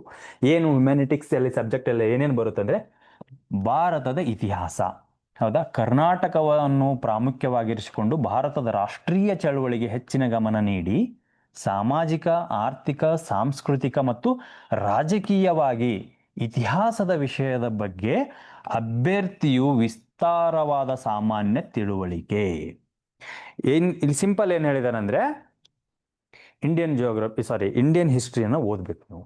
ಅದು specific to the Karnataka history. ನೀವು ಆಲ್ರೆಡಿ ನೋಡ್ರಿ, ನಾವೇನಾದರೂ ಹೊಸದೇ ಓದಬೇಕು ಸಾರ್ ಹೆಂಗೆ ಅಂತಂದಾಗ, ಈಗ ನೀವು ಇಂಡಿಯನ್ ಹಿಸ್ಟ್ರಿ ಓದಿದ್ದೀರಾ, ಅದರಲ್ಲಿ ಮಾಡರ್ನ್ ಹಿಸ್ಟ್ರಿಯಲ್ಲಿ ಏನು ಓದಿದ್ದೀರಾ ನೀವು? ವಿಜಯನಗರ ಎಂಪೈರ್ ಓದಿದ್ದೀರಾ, ಅದು ಕರ್ನಾಟಕದಲ್ಲಿ ಬರುತ್ತೆ. ಆಮೇಲೆ ಮೈಸೂರು ಒಡೆಯರ್ಸ್ ಆ್ಯಂಡ್ ಅಲ್ಲಿನೂ ಓದಿದ್ದೀವಾ UPSCಯಲ್ಲಿ? ಅಥವಾ ಇನ್ ಕೇಸ್ ಹೊಸಬ್ರಿಗೆ ಹೇಳ್ತಾ ಇದ್ದೇನೆ, ಅವ್ರು ಓದಿಲ್ಲ ಅಂತಂದಾಗ ನೀವು ಕೆಲವೊಂದಿಷ್ಟು ಬುಕ್ಸ್ಗಳಿದ್ದಾವೆ, ನಾನು ಇದನ್ನೇ ಸೋರ್ಸ್ ರೆಫರ್ ಮಾಡಿ ಅಂತ ಹೇಳೋಕ್ಕಾಗಲ್ಲ. ಯಾಕಂದರೆ ಕೆಲವೊಬ್ರಿಗೆ ಆ ಸೋರ್ಸ್ ಇಷ್ಟ ಆಗ್ಬೋದು, ಕೆಲವೊಬ್ರಿಗೆ ಈ ಸೋರ್ಸ್ ಇಷ್ಟ ಆಗ್ಬೋದು. ನನ್ನ ಹತ್ರ ಏನಿದೆ, ನನ್ನ ಓನ್ ಹ್ಯಾಂಡ್ ನೋಟ್ಸ್ ಇದೆ. ನಾನು ಯಾರ್ದೂ ಬುಕ್ಸ್ನ ನಾನು ನೋಡಿಲ್ಲ. ನಾನು ಅದು as per the KPSC syllabus ಕೊಟ್ಟಿದ್ದಾರೆ, ಒಂದು KPSC ಎಂಟೈರ್ ಸಿಲೆಬಸ್ ಕಾಪಿ ಕೊಟ್ಟಿದೆ ಮೇನ್ಸಿಗೆ. ಆ ಸಿಲೆಬಸ್ ಕಾಪಿನ ನೀವು ನೋಡಿ, ಅದರಲ್ಲಿ ಏನು ಕೊಟ್ಟಿದ್ದಾನೆ? ಬುದ್ಧಿಸಮ್ ಕೊಟ್ಟಿದ್ದಾನೆ, ಜೈನಿಸಮ್ ಕೊಟ್ಟಿದ್ದಾನೆ, ಆಮೇಲೆ ಕದಂಬರಿಂದ ಹೊಯ್ಸಳರವರೆಗೆ ನಮ್ಮ ಆರ್ಟ್ ಆ್ಯಂಡ್ ಆರ್ಕಿಟೆಕ್ಚರ್ ಕೊಟ್ಟಿದ್ದಾರೆ. ಅದನ್ನು ಓದಬೇಕು ನಾವು. ಅದು ಅದ ರೀ. ಅದನ್ನು ಬಿಟ್ಬಿಟ್ಟು ನನಗೆ ಆ ಬುಕ್ಕು ಈ ಬುಕ್ಕು ಬೆನ್ನಿಂದ ಹೋಗಬೇಡಿ ನೀವು. ನೋಡ್ರಿ, ಯಾರು ಬೆನ್ನಿಂದು ನೀವು ಹೋಗಬೇಡಿ, ನಿಮ್ಮ ಬೆನ್ನಿಂದೆ ಅವ್ರು ಬರಬೇಕು, ಆ ಥರ ಮಾಡ್ಕೊಳ್ಳಿ. ಅದನ್ನು ಬಿಟ್ಟು ಅದಕ್ಕೆ ನಾನೇನು ಹೇಳಿದೆ ಅಂದರೆ, ಒಂದು ಟೆಸ್ಟ್ ಸೀರೀಸ್ ತೊಗೊಳ್ಳಿ. ಅಫ್ಕೋರ್ಸ್ ನಾನು ಅದನ್ನು ನಿಮ್ಗೆ ಸಜೆಸ್ಟ್ ಮಾಡ್ತೀನಿ, ಟೆಸ್ಟ್ ಸೀರೀಸ್ ತೊಗೊಳ್ಳಿ. ಸೊ ಅಲ್ಲಿ ನಿಮ್ಗೆ ಶೆಡ್ಯೂಲ್ ಕೊಡ್ತಾರಲ್ಲ, ಆ ಶೆಡ್ಯೂಲ್ ಪ್ರಕಾರನೇ ಮುಗಿದ್ಬಿಡುತ್ತೆ ನಿಮಗೆ, ವಿತಿನ್ ಟೈಮಲ್ಲೇ ಮುಗಿಯುತ್ತೆ ರೀ. ನಾವು ಸುಮ್ಮನೆ ಬರ್ಡನ್, ಅಯ್ಯೋ ಇನ್ನೂ 90 ದಿವಸ ಉಳಿತು, 89 ದಿವಸ ಕೌಂಟ್ ಮಾಡ್ತಿದ್ದಾರೆ ರೀ ದಿನಗಳು. ಕೌಂಟ್ ಮಾಡಬೇಡಿ ನೀವು. 3 ಮಂತ್ಸ್ ಇದೆ ಅನ್ಕೊಳ್ಳಿ, ಕೌಂಟ್ ಮಾಡ್ತಾ ಹೋದಾಗ ಭಯ ಸ್ಟಾರ್ಟ್ ಆಗುತ್ತೆ. ಆ ಭಯದಲ್ಲಿ ಆಂಗ್ಸೈಟಿ ಆಗ್ಬಿಟ್ಟು ಅದು ಇದು ಕಿರಿಕಿರಿನೇ ಬೇಡ ನಮ್ಮ ಜೀವನಕ್ಕೆ. ನಮಗೆ ಇಲ್ಲಿ ಪಾಸ್ ಆಗೋದೇನು, ಪ್ರಿಲಿಮ್ಸ್ ಪಾಸ್ ಆಗೋದು ಈಸಿ ಅದ ರೀ. ಅದೇ ಒಂದು ವೇ, ಏನು ರಿಪೀಟೆಡ್ ರಿವಿಷನ್, ನಿಮ್ಮ ಹತ್ರ ಹ್ಯಾಂಡ್ ನೋಟ್ಸ್, ಆಮೇಲೆ ಒಂದು ಟೆಸ್ಟ್ ಸೀರೀಸ್, ಆಮೇಲೆ ಪ್ರೀವಿಯಸ್ ಇಯರ್ ಕ್ವಶನ್ ಪೇಪರ್. ಇಲ್ಲಿ ನೀವು ಚಳುವಳಿಗೆ ಹೆಚ್ಚಿನ ಗಮನ ನೀಡಿ ಸಾಮಾಜಿಕ, ಆರ್ಥಿಕ ಮತ್ತು ಸಾಮಾಜಿಕ ಇತಿಹಾಸಗಳ ಬಗ್ಗೆ. ಇತಿಹಾಸ ಅಂದರೆ ಇದೆ ನೋಡ್ರಿ, ಏನಂತಂದ್ರೆ ಒಂದು ಕರ್ನಾಟಕ ಇತಿಹಾಸದಲ್ಲಿ ಯಾರ್ದಾದ್ರೂ ಒಂದು ಬುಕ್ ತಗೊಳ್ಳಿ, ಇಲ್ಲ ಅಂದ್ರೆ ಯಾರ್ದಾದ್ರೂ ಜೆರಾಕ್ಸ್ ಮೆಟೀರಿಯಲ್ ಇದೆ, ಜೆರಾಕ್ಸ್ ಮೆಟೀರಿಯಲ್ ತಗೊಳ್ಳಿ. ಕನ್ನಡ ಮೀಡಿಯಮ್ದವ್ರಿಗೆ ಏನೋ ಕೆಲವೊಂದಿಷ್ಟು ಹೆಂಗಿದೆ ಅಂದರೆ ಹ್ಯಾಂಡ್ ನೋಟ್ಸ್ ನಾವೇ ಮಾಡ್ಕೋಬೇಕ್ರಿ. ಕೆಲವೊಂದಿಷ್ಟು ವಿಡಿಯೋಗಳು ಬರ್ತಿದ್ದಾವೆ, ಅಲ್ಲಿಂದ ಸ್ಪೆಸಿಫಿಕ್ ಆಗಿ ವಿಡಿಯೋಗಳನ್ನು ನೋಡಿ ಅದನ್ನು ನೋಟ್ಸ್ ಮಾಡ್ಕೊಳ್ಳಿ. ಆಮೇಲೆ ಟೆಸ್ಟ್ ಸೀರೀಸ್ ಹತ್ತಿದಾಗ ಅಫ್ಕೋರ್ಸ್ ನಿಮ್ಗೆ ಗೊತ್ತಾಗೇ ಆಗುತ್ತೆ ಯಾವ ರೀತಿಯಾಗಿ ಕೇಳ್ತಾ ಇದ್ದಾರೆ. ಈ ಕರ್ನಾಟಕ ಸ್ವಾತಂತ್ರ್ಯ ಸಂಗ್ರಾಮ ಅಂತ ಬರುತ್ತೆ ರೀ. ಕರ್ನಾಟಕದಲ್ಲಿ ಯಾವ್ಯಾವ ಅದು ಸಂಗ್ರಾಮಗಳು ಯಾವುದು, ಫಾರ್ ಎಕ್ಸಾಂಪಲ್ ಬಿದನೂರು ದಂಗೆ ಅಂತಾಯ್ತು, ಆ ವಿದುರಾಶ್ವತ ದಂಗೆ ಅಂತಾಯ್ತು. Vidurashwatha is called as Jallian Walabagh of Karnataka. ಯಾಕೆ ಅದನ್ನ ಜಲಿಯನ್ ವಾಲಾಬಾಗ್ ಕರ್ನಾಟಕ ಅಂತಂದ್ರು, ಆ ವಿದುರಾಶ್ವತ ಅನ್ನೋದು ಎಲ್ಲಿದೆ, ಯಾವಾಗ ಆಯ್ತು, ಅದೆಲ್ಲ ಡೀಟೇಲ್ ಆಗಿ ತಿಳ್ಕೊತೀವಲ್ಲ, ಅದೇ ಕರ್ನಾಟಕ ಹಿಸ್ಟ್ರಿ ರೀ. ಆಮೇಲೆ ರಿಮೈನಿಂಗ್ ಏನಿದೆ, ನೀವು ಆಲ್ರೆಡಿ ನೋಡ್ರಿ, ಬಾದಾಮಿ ಚಾಲುಕ್ಯರು ಓದಿದ್ದೀರಾ, ಹೊಯ್ಸಳಾಸ್ ಓದಿದ್ದೀರಾ, ಕದಂಬರು ಓದಿದ್ದೀರಾ. ಇದೇ ಹಿಸ್ಟ್ರಿ ಇರೋದು, ಇಲ್ಲಿ ಇರೋದೇ ಹಿಸ್ಟ್ರಿನೇ ಇದೆ. ಇದನ್ನು ಬಿಟ್ಟೇನು ಹೊರತುಪಡಿಸಿ ಬೇರೆ ಹಿಸ್ಟ್ರಿ ಏನು ಇಲ್ರಿ ಕರ್ನಾಟಕದ್ದು. ಕರ್ನಾಟಕನು ಇನ್ಕ್ಲೂಡಿಂಗ್ ಭಾರತದಲ್ಲೇ ಇದೆ ತಾನೆ, ಅದೇ ಇರೋದು. ಈಗ ಭಾರತ ಏನು ಇಂಡಿಯನ್ ಹಿಸ್ಟ್ರಿ ಓದಿದಿರಲ್ಲ, ಅದೇ ಹಿಸ್ಟ್ರಿ ಇಲ್ಲಿರುತ್ತೆ ಅಷ್ಟೇ. ಏನು ಸೈಟ್ಸ್ಗಳಿಗೆ, ಈಗ ಎಕ್ಸಾಂಪಲ್ಲು ಹರಪ್ಪ ನಾಗರಿಕತೆ ಓದಿದ್ದೀರಾ, ಅಲ್ಲಿ ಸಂಗನಕಲ್ಲು ಅಂತ ಬರುತ್ತಾ, ಹುಣಸಗಿ ಅಂತ ಬರುತ್ತಾ, ಅದು ಎಲ್ಲಿದೆ ರೀ, ಅದು ಎಲ್ಲಿದೆ, ಕರ್ನಾಟಕದಲ್ಲಿದೆ. ಅದನ್ನ ಬಿಟ್ಬಿಟ್ಟು ಎಲ್ಲ ಏನು ಓದ್ಬೇಕಪ್ಪ ಹೊಸದು, ಏನು ನಾನು ಮಾಡ್ಲೇಬೇಕು ಮಾರ ಸರಿ, ಅದು ಎಲ್ಲಿಂದ ಬರ್ಲಿಕ್ಕೆ ಏನು ಹುಣಸಿಗೆ ಹೋಗಿ ತೊಗೊಂಬರ್ತೀರನ. ನೀವೇನೇನು ಪುರಾತನ ತತ್ವಜ್ಞಾನಿಗಳನ್ನ ಆಗೋದು ಬೇಡ. ಇಷ್ಟೇ ಇದೆ ಸಿಂಪಲ್. ನೀವು ಏನೇನು ಓದಿದ್ದೀರಾ ಅದ್ರ ಬಗ್ಗೆ ರಿಲೇಟೆಡ್ ಟು ಕರ್ನಾಟಕ ಏನು ಓದಿದ್ದೀರಾ ಅದನ್ನು ಸೆಗ್ರಿಗೇಟ್ ಮಾಡಿ. ಏನೇನು ಓದಿಲ್ಲ, ಈಗ ಎಕ್ಸಾಂಪಲ್ ಅದೇ ಹೇಳಿದ್ನಲ್ಲ, ಬಿದನೂರು ದಂಗೆಗಳನ್ನು ನೀವು ಓದಿರಲ್ಲ, ಕೊಪ್ಪಳ ದಂಗೆ ನೀವು ಓದಿರಲ್ಲ, ನರಗುಂದ ಬಂಡಾಯ ನೀವು ಓದಿರಲ್ಲ, ಅಂಥವುಗಳನ್ನು ನೀವು ಆ್ಯಡ್ ಮಾಡಿ. ಯಾರು UPSCಗೆ ಅಂತಲೇ ಸಪ್ರೇಟಾಗಿ ಓದಿದ್ರೆ ಅವರು. ಇನ್ ಕೇಸ್ KPSCಗೆ KASಗೆ ನಾವು ಏನೋ ಸರ್ ನಾವು ಇದು ತೊಗೊಂಡಿದ್ದೀವಿ, ಏನೋ ಕೋಚಿಂಗ್ ತೊಗೊಂಡಿದ್ದೀವಿ, ದಟ್ಸ್ ಅವ್ರ ಹತ್ರ ಆಲ್ರೆಡಿ ನಿಮ್ಮ ಹತ್ರ ಸೋರ್ಸ್ ಇದೆ, ಬೇರೆ ಸೋರ್ಸ್ ಓದೋ ಅವಶ್ಯಕತೆ ಇಲ್ಲ. ಇನ್ನು ಹೊಸಬ್ರೇನಿಲ್ಲ, ಪ್ರಿಲಿಮ್ಸ್ ಕ್ರ್ಯಾಶ್ ಕೋರ್ಸ್ನ ಸ್ಟಾರ್ಟ್ ಮಾಡ್ಕೊಳ್ಳಿ. ಆಮೇಲೆ ಕನ್ನಡ ಮೀಡಿಯಂ ಹೊಸಬ್ರು ಯಾರು ಇದ್ರೆ ಬನ್ನಿ, ಇಲ್ಲಿ ಬಂದಾಗ ನಾವು ಹೇಳ್ತೇವೆ ಏನು ಓದೋದು, ಸ್ಪೆಸಿಫಿಕ್ ಆಗಿ ಏನು ಓದಬೇಕು ನೀವು ಅಂತ ಹೇಳ್ಬಿಟ್ಟು ಕ್ರೆಡೆನ್ಸ್ IASಗೆ ಬನ್ನಿ. ಈಗ ನಿಮ್ಗೆ ಹಿಸ್ಟ್ರಿ ಗೊತ್ತಾಯ್ತು ರೀ. ಆಮೇಲೆ ಕರ್ನಾಟಕದ ಬಗ್ಗೆ ಹೆಚ್ಚಿನ ಗಮನ ನೀಡುವುದರೊಂದಿಗೆ ಜಾಗತಿಕ ಭೂಗೋಳಶಾಸ್ತ್ರ ಮತ್ತು ಭಾರತದ ಭೂಗೋಳಶಾಸ್ತ್ರ. ಅವ್ರು ಏನು ಹೇಳಿದ್ದಾರೆ ಅಂತಂದ್ರೆ, ಭೂಗೋಳಶಾಸ್ತ್ರದಲ್ಲಿ 3, ಒಂದು ಕರ್ನಾಟಕ ಭೂಗೋಳಶಾಸ್ತ್ರ, ಭಾರತ ಭೂಗೋಳಶಾಸ್ತ್ರ ಮತ್ತು ಏನು ಜಾಗತಿಕ ಭೂಗೋಳಶಾಸ್ತ್ರ ಇದೆ. ಈ ಎಲ್ಲ ಭೂಗೋಳಶಾಸ್ತ್ರದಲ್ಲಿ ಕರ್ನಾಟಕಕ್ಕೆ ನೀವು ಸ್ವಲ್ಪ ಹೆಚ್ಚಿನ ಗಮನ ಕೊಡಿ ಅಂತ ಹೇಳಿದ್ದಾರೆ. ಎಲ್ರಿ ಏನ್ ನಿಮ್ಗೆ ಎಷ್ಟಿದೆ ಗೊತ್ತಾ, ಇಷ್ಟು ಭಾರತ ಇದೆ ಅಂದ್ರೆ ನಿಮ್ಗೆ ಇಷ್ಟ್ರ ಬಗ್ಗೆ ಗಮನ ಜಾಸ್ತಿ ಕೊಡಿ, ಇಷ್ಟ್ರ ಬಗ್ಗೆ ಏನು ಬೇಡ. ಇದ್ರ ಬಗ್ಗೆ ಅರೌಂಡ್ 50% ಕೊಟ್ಟರೆ ಇದ್ರ ಬಗ್ಗೆ ಮಾತ್ರ 50% ಕೊಡಿ ಅಂತ ಹೇಳಿದ್ದಾರೆ ಅಂತ ಅನ್ಕೊಳ್ಳಿ. ಹೆಚ್ಚಿನ ಗಮನ ಅಂದ್ರೆ ಮೋರ್ ದೆನ್ 50, ಆಲ್ಸೋ 50 ಅಂತಾನೆ ಇದೆ. ಇಷ್ಟ್ರ ಬಗ್ಗೆ ನೀವು ಕೊಡ್ಬೇಕಷ್ಟೇ. ಏನಿದೆ, ಯಾವ್ಯಾವ ನದಿಗಳಿದ್ದಾವೆ, ಯಾವ್ದಾವ್ದು Western Ghat, almost 60% of the Western Ghat is in Karnataka. ಹೌದಾ, ವೆಸ್ಟರ್ನ್ ಘಾಟ್ ಅಂದ್ರೆ ಏನು, ಯಾವ ತರ, ಯಾವ ಇದು ಇದೆ, ಏನು whether it is green rain forest ಅವೆಲ್ಲ ಇದಾವಲ್ಲ, ಆ ಥರ ಓದೋದು. ಅಂದರೆ ನೀವು ಜಾಸ್ತಿ ಫೋಕಸ್ ಏನು ಮಾಡ್ಬೇಕಂತಂದ್ರೆ, ಈ ಕರ್ನಾಟಕ ಪ್ರಾಕೃತಿಕ ಭೂಗೋಳಶಾಸ್ತ್ರ ಅಂತ ಒಂದು ಬುಕ್ ಇದೆ, ಅದನ್ನು ಓದಿ. ಆಮೇಲೆ ರಂಗನಾಥ್ ಅವ್ರದ್ದು ಭೂಗೋಳಕ್ಕೆ ಕನ್ನಡ ಮೀಡಿಯಂ ಹೊಸಬರು ಸ್ಟಾರ್ಟ್ ಮಾಡ್ತಾ ಇದ್ದಾರೆ ಅಂದರೆ ಅವರು ರಂಗನಾಥ್ ಸರ್ ಬುಕ್ನ ಓದ್ಬೋದು. ಅದು ಕ್ರಿಸ್ಪ್ ಆಗಿ ಸ್ವಲ್ಪ ಬೇಗ ಮುಗಿಸೋದಾದ್ರೆ, ಯಾಕಂದರೆ ಇಷ್ಟು ದಿವಸ ಟೈಮ್ ಇಲ್ಲ, ಅದಕ್ಕಾಗಿ ಟೆಸ್ಟ್ ಸೀರೀಸ್ ಮಾಡಿ. ಟೆಸ್ಟ್ ಸೀರೀಸಲ್ಲಿ ಅವರು ಸಿನಾಪ್ಸಿಸ್ ಕೊಡ್ತಾರೆ, ಸಿನಾಪ್ಸಿಸ್ನ ಆ್ಯಡ್ ಮಾಡ್ಕೊಳ್ಳಿ, ಸೊ ದಟ್ ನಿಮಗೆ ಅನುಕೂಲ ಆಗುತ್ತೆ. ಅದಾದ ನಂತರ ನಮ್ಮ ಟಾಪಿಕ್ ಬಂತು ನೋಡ್ರಿ, ನಮ್ಮ ಇಷ್ಟು ಟಾಪಿಕ್ ಇದಾವಲ್ಲ, ಯಾವುದಂದ್ರೆ ದೇಶದ ರಾಜಕೀಯ ವ್ಯವಸ್ಥೆ, ಗ್ರಾಮೀಣಾಭಿವೃದ್ಧಿ, ದೇಶದ ರಾಜಕೀಯ ವ್ಯವಸ್ಥೆ, ಗ್ರಾಮೀಣಾಭಿವೃದ್ಧಿ, ಭಾರತದ ನಿರಂತರ ಅಭಿವೃದ್ಧಿಗೆ ಯೋಜನೆ ಮತ್ತು ಆರ್ಥಿಕ ಸುಧಾರಣೆಗಳು, ಬಡತನ ನಿರ್ಮೂಲನೆ, ಜನಸಂಖ್ಯಾಶಾಸ್ತ್ರ, ಸಾಮಾಜಿಕ ಬದಲಾವಣೆಗಳನ್ನು ಒಳಗೊಂಡಂತೆ ಭಾರತದ ರಾಜಕೀಯ ಮತ್ತು ಆರ್ಥಿಕ ವ್ಯವಸ್ಥೆ, ಅಂದರೆ Indian polity and Indian economy. ಯಾವ ರೀತಿಯಾಗಿ ಓದ್ಬೇಕು ನಾವು, ಇಂಡಿಯನ್ ಎಕಾನಮಿ ಎಲ್ಲಿಂದ ಓದ್ಬೇಕು ಸರ್, ಹಿಂಗಾದ್ರೆ ಜೀವನ ಇದು ಬರೀ ಏನು ಎಲ್ಲ ಅಂತಿಂತ ದೊಡ್ಡ ಪದಗಳಿದಾವಲ್ಲ, ಇಲ್ರಿ. ಭಾರತೀಯ ರಾಜಕೀಯ ವ್ಯವಸ್ಥೆ ಅಂದರೆ ಇಂಡಿಯನ್ ಪಾಲಿಟಿ, ಗಂಗಾಧರ್ ಸರ್ದಿದೆ. ಕನ್ನಡ ಮೀಡಿಯಮ್ದವ್ರಿಗೆ ಅದನ್ನು ಒಂದು ಸ್ವಲ್ಪ ನೀಟಾಗಿ ಗ್ಲಾನ್ಸ್ ಮಾಡಿ. ಇಫ್ ಇನ್ ಕೇಸ್ ಇವರ್ ಏನು ಅದೇ ಹೇಳಿದ್ನಲ್ಲ, ಕೋಚಿಂಗ್ ತೊಗೊಂಡಿದ್ರೆ ದಟ್ಸ್ ವೆಲ್ ಆ್ಯಂಡ್ ಗುಡ್. ಅದನ್ನು ಕೋಚಿಂಗ್ ಮೆಟೀರಿಯಲ್ ನೋಟ್ಸ್ನ ಮಾಡಿ. ಅದಾದ ನಂತರ ಆರ್ಥಿಕತೆಗೆ ಏನು ಅಂತಂದರೆ, ಒಂದು ಯಾವುದಾದ್ರೂ ಹೆಂಗಿದೆ ಅಂದರೆ ರೀ, ಕನ್ನಡ ಮೀಡಿಯಮ್ದವ್ರಿಗೆ ಸ್ವಲ್ಪ ಆರ್ಥಿಕತೆ ಬಗ್ಗೆ ಸ್ವಲ್ಪ ಸೋರ್ಸ್ ಕಡಿಮೆ ಇದೆ. ಕೆಲವೊಂದಿಷ್ಟು ವಿಡಿಯೋಗಳಿದಾವೆ, ಕೆಲವೊಂದಿಷ್ಟು ವಿಡಿಯೋ ಸ್ಟ್ರೀಮಿಂಗ್ನ ನೋಡಿ. ಇಲ್ಲಿ ಬನ್ನಿ, ನಾವು ಯಾವ ವಿಡಿಯೋ ನೋಡ್ಬೇಕೇನಂತ ಹೇಳ್ಕೊಡ್ತೇವೆ. ಅದಾದ ನಂತರ ಇಲ್ಲಿ ಏನಂತಂದರೆ ಎಕನಾಮಿಕ್ ಸರ್ವೆ ಮಸ್ಟ್. ಅದಕ್ಕೆ ನಾನು ನಿಮ್ಗೆ ಹೇಳೋದು ಏನು ಅಂದರೆ, ಪೇಪರ್ 1 ಮಾತ್ರ ಎಕನಾಮಿಕ್ ಸರ್ವೆ ಬರಲ್ಲ, ಪೇಪರ್ 2 ಮಾತ್ರ ಎಕನಾಮಿಕ್ ಸರ್ವೆ ಬರಲ್ಲ. ಪೇಪರ್ 1 ಎಕನಾಮಿಕ್ ಸರ್ವೆ ಎಲ್ಲಿ ಅಂದರೆ ಇಲ್ಲಿ ಆ್ಯಡ್ ಆಗಿರುತ್ತೆ. ಆಮೇಲೆ ಬಡತನ ನಿರ್ಮೂಲನೆ ಕಮಿಟಿಗಳಿದಾವೆ, ಏನು ಲಕಡ್ವಾಲ್ ಕಮಿಟಿ ಆಗಿರ್ಬೋದು, ಆಮೇಲೆ ವೈಕೆ ಅಲಗ್ ಕಮಿಟಿ ಆಗಿರ್ಬೋದು, ಸುರೇಶ್ ಟೆಂಡೂಲ್ಕರ್ ಅವ್ರ ಕಮಿಟಿ ಆಗಿರ್ಬೋದು, ರಂಗರಾಜನ್ ಕಮಿಟಿ ಆಗಿರ್ಬೋದು. ಆಮೇಲೆ ಯಾರು ನಮ್ಮ ನೀತಿ ಆಯೋಗದ CEO ಇದ್ರಲ್ರಿ, ಫಸ್ಟ್ CEO ಅರವಿಂದ್ ಪನಾಗಾರಿಯಾ ಅವ್ರದ್ದು ರಿವ್ಯೂ ಕಮಿಟಿ ಅಂತ ಮಾಡಿದ್ರು. ಅಂತಹ ಕಮಿಟಿಗಳನ್ನು ಓದಬೇಕು. ಆ ಕಮಿಟಿಯಲ್ಲಿ ಏನೇನು ರೆಕಮೆಂಡೇಶನ್ ಮಾಡಿದ್ದಾರೆ ಅದು ಇನ್ ಡೀಟೇಲ್ ಆಗಿ ನೋಡ್ಕೋಬೇಕ್ರಿ. ಯಾಕಂದರೆ ಹ್ಯುಮ್ಯಾನಿಟಿಕ್ಸಲ್ಲಿ ಆ ಥರ ಕೇಳ್ತಾರೆ. ಇಂಡಿಯನ್ ಜಿಯೋಗ್ರಫಿನೂ ಅಷ್ಟೇ ಜಿಯೋಗ್ರಫಿನೂ ಅಷ್ಟೇ ಇನ್ ಡೀಟೇಲ್ ಆಗಿ ನೋಡಬೇಕು. ಆಮೇಲೆ ಎಕನಾಮಿಕ್ಸ್ನೂ ಅಷ್ಟೇ ಇನ್ ಡೀಟೇಲ್ ಆಗಿ ನೋಡಬೇಕು. ಪಾಲಿಟಿನೂ ಅಷ್ಟೇ ಇನ್ ಡೀಟೇಲ್ ಆಗಿ ನೋಡಬೇಕು. ಪಾಲಿಟಿಯಲ್ಲಿ ಯಾವುದು, ಈಗ ರೀಸೆಂಟಾಗಿ ಡಿಲಿಮಿಟೇಷನ್ ಬಿಲ್ನ ಪಾಸ್ ಆಗಲಿಲ್ಲ ಅಂದರೆ ವುಮೆನ್ ಏನು ರಿಸರ್ವೇಷನ್ ಆ್ಯಂಡ್ ಡಿಲಿಮಿಟೇಷನ್ ಬಿಲ್ ಎರಡು ಆ್ಯಡ್ ಮಾಡಿಬಿಟ್ಟು ಇದು ಮಾಡಿದ್ರು, ಏನು ಕಾಯ್ದೆನ ಮಾಡೋಕ್ಕೆ ಟ್ರೈ ಮಾಡಿದ್ರು. ಅದು ಡಿಫೀಟ್ ಆಯಿತು. ಸೊ ಅಂಥವು ಏನಕ್ಕಾಯಿತು. ಆಮೇಲೆ ಈಗ ಎಷ್ಟನೇ ಅಮೆಂಡ್ಮೆಂಟ್ ಆ್ಯಕ್ಟ್ ಇದೆ, 42nd ಅಮೆಂಡ್ಮೆಂಟ್ ಆ್ಯಕ್ಟ್ ಏನು ಹೇಳುತ್ತೆ, 44th ಅಮೆಂಡ್ಮೆಂಟ್ ಆ್ಯಕ್ಟ್ ಏನು ಹೇಳುತ್ತೆ, DPSP fundamental rights and fundamental duties, salient features of the constitution ಅಂತ ಏನಿದೆ ಅಲ್ರಿ, ಒಂದು ಫಸ್ಟ್ ಚಾಪ್ಟರ್ ಯಾವುದು ಲಕ್ಷ್ಮೀಕಾಂತಲ್ಲಿ, ಅದನ್ನು ಕಂಪ್ಲೀಟಾಗಿ ಓದಿ. ಅದಾದ ನಂತರ ಏನು ಗಂಗಾಧರ್ ಸರ್ ಇದರಲ್ಲಿ ಇದಾರಲ್ಲ ಅದನ್ನು ಕಂಪ್ಲೀಟಾಗಿ ಓದಿ. So you can get some ಏನೋ ಒಂದು ನಾಲೆಜ್ ಗೊತ್ತಾಗುತ್ತೆ, ಏನು ಓದಬೇಕು ನಾವು ಪಾಲಿಟಿಯಲ್ಲಿ ಅಂತ ಹೇಳ್ಬಿಟ್ಟು. ಸೊ ಅದನ್ನು ಓದಿ. ಆಮೇಲೆ ಅದೇ ಹೇಳಿದ್ನಲ್ಲ, ಈ ಥರ ಈ ಜನಸಂಖ್ಯಾ ಶಾಸ್ತ್ರ ಅದೆಲ್ಲನೂ ಜಿಯೋಗ್ರಫಿಯಲ್ಲಿ ಕವರ್ ಆಗುತ್ತೆ ರೀ. ಹ್ಯೂಮನ್ ಜಿಯೋಗ್ರಫಿ ಅಂತ ಬರುತ್ತೆ, ಆ ಹ್ಯೂಮನ್ ಜಿಯೋಗ್ರಫಿಯಲ್ಲಿ ಕವರ್ ಆಗುತ್ತೆ. ಮಾಲ್ಥೂಷಿಯನ್ ಥಿಯರಿ ಅಂತ ಬರುತ್ತೆ, ಅಲ್ಲಿ ಬರುತ್ತೆ. ಆಮೇಲೆ ನೀವು ಅದಕ್ಕೇನು ಹೇಳೋದೇನಂತಂದರೆ, ಎಕನಾಮಿಕ್ ಸರ್ವೆನ ಕಂಪಲ್ಸರಿ ಓದಿ. ಇನ್ನೂ ಟೈಮ್ ಇದೆ. ನೀಟಾಗಿ ಕೂತ್ಕೊಂಡು 850 pages for Kannada medium, 670 pages for the English medium ಅವ್ರದ್ದಿದೆ. ನೀವು ಜಿಸ್ಟ್ ಬೆನ್ ಹತ್ತಿದ್ರಿ ಅಂತ ಇಟ್ಕೊಳ್ರಿ, ಕ್ರಿಸ್ಪ್ ಬೆನ್ ಹತ್ತಿದನು ಹೊಟ್ಟೆ ತುಂಬಂಗಿಲ್ರಿ. ಊಟನೇ ಮಾಡ್ಬೇಕು ನಾವು, ಅವಾಗ ಮಾತ್ರ ಹೊಟ್ಟೆ ತುಂಬೋದು. ಈ ಕ್ರಿಸ್ಪಲ್ಲಿ ಜಿಸ್ಟಲ್ಲಿ ಕೆಲವೊಂದಿಷ್ಟು ಇನ್ಫಾರ್ಮೇಷನ್ ನಿಮ್ಗೆ ಬೇಡದೇ ಇರೋ ಇನ್ಫಾರ್ಮೇಷನ್ ಕೊಟ್ಟಿರ್ಬೋದು, ಅಥವಾ ಅವ್ರಿಗೆ ಬೇಕಾಗಿರೋ ಇನ್ಫಾರ್ಮೇಷನ್ ಕೊಟ್ಟಿರ್ಬೋದು. ಅದನ್ನು ಹೋಗಬೇಡಿ. ಇಲ್ಲಿ ಎಕನಾಮಿಕ್ ಸರ್ವೆ ಕ್ರ್ಯಾಶ್ ಕೋರ್ಸ್ ಇದೆ, ಬೇಕಿದ್ರೆ ಎಕನಾಮಿಕ್ಸ್ ಕ್ರ್ಯಾಶ್ ಕೋರ್ಸ್ನ ಎಲ್ಲಾದರೂ ಜಾಯ್ನ್ ಆಗಿ. ಇಲ್ಲಿನೂ ಸ್ಟಾರ್ಟ್ ಆಗಿದೆ, ಇಲ್ಲಿ ಬೇಕಾದರೂ ಜಾಯ್ನ್ ಆಗಿ. ಬಟ್ ಒಂದು ಕಡೆ ಜಾಯ್ನ್ ಆಗಿ ಅಂದರೆ ನಿಮಗೆ ಅವರು ಜಿಸ್ಟ್ ಓದ್ತಿದ್ರಂದರೆ ಅದು ನಾನು ಹೇಳೋಕ್ಕಾಗಲ್ಲ.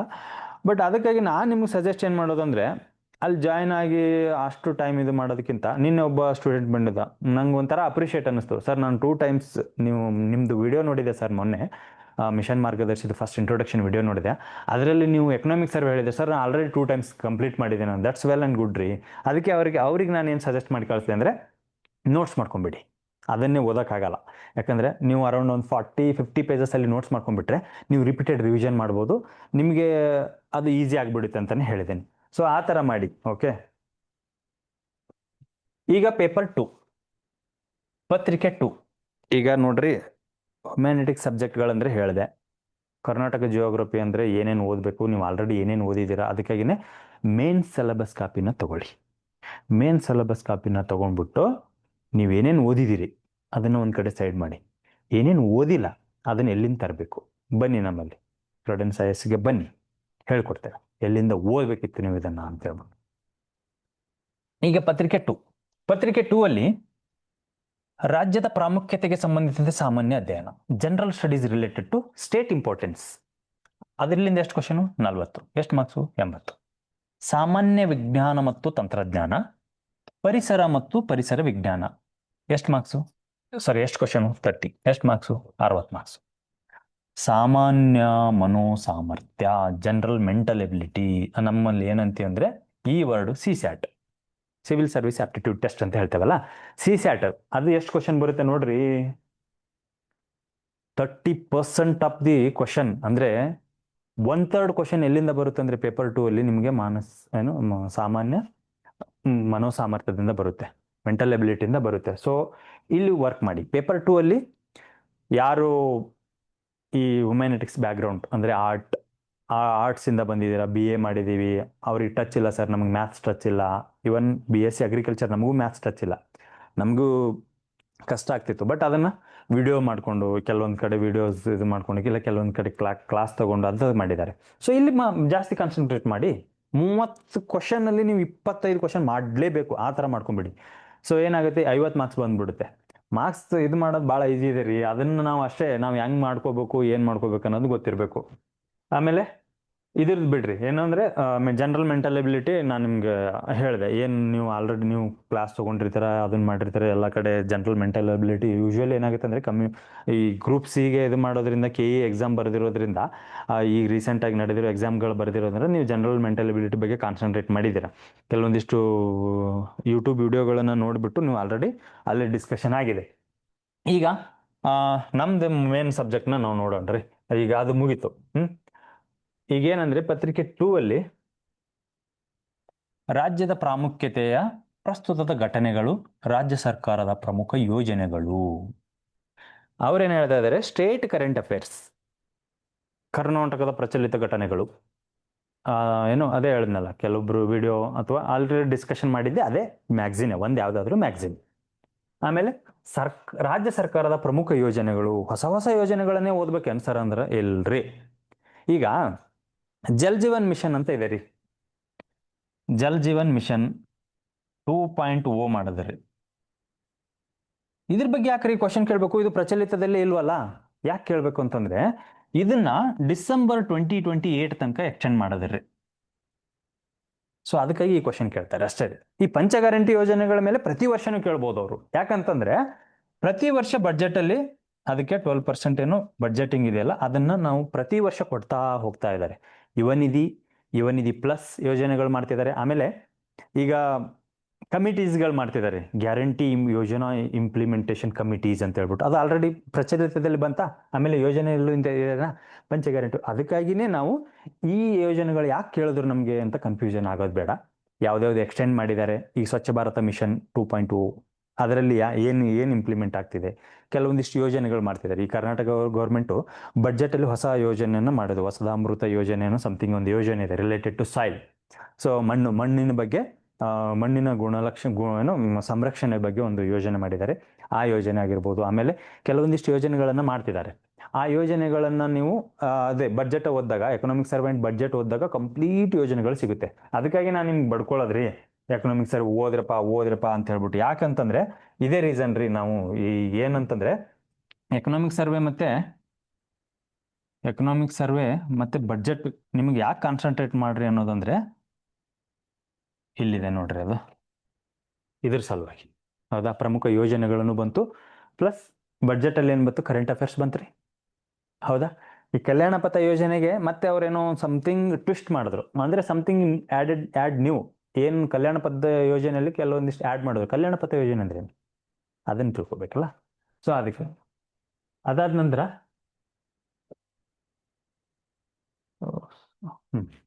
ಸಾಮಾನ್ಯ ವಿಜ್ಞಾನ ಮತ್ತು ತಂತ್ರಜ್ಞಾನ, ಪರಿಸರ ಮತ್ತು ಪರಿಸರ ವಿಜ್ಞಾನ ವಿಷಯದಲ್ಲಿ ಪ್ರಾವೀಣ್ಯತೆ ಬೇಕಾಗಿಲ್ಲದೆ ಆರೋಗ್ಯ ಪರಿಸರ ವಿಜ್ಞಾನ,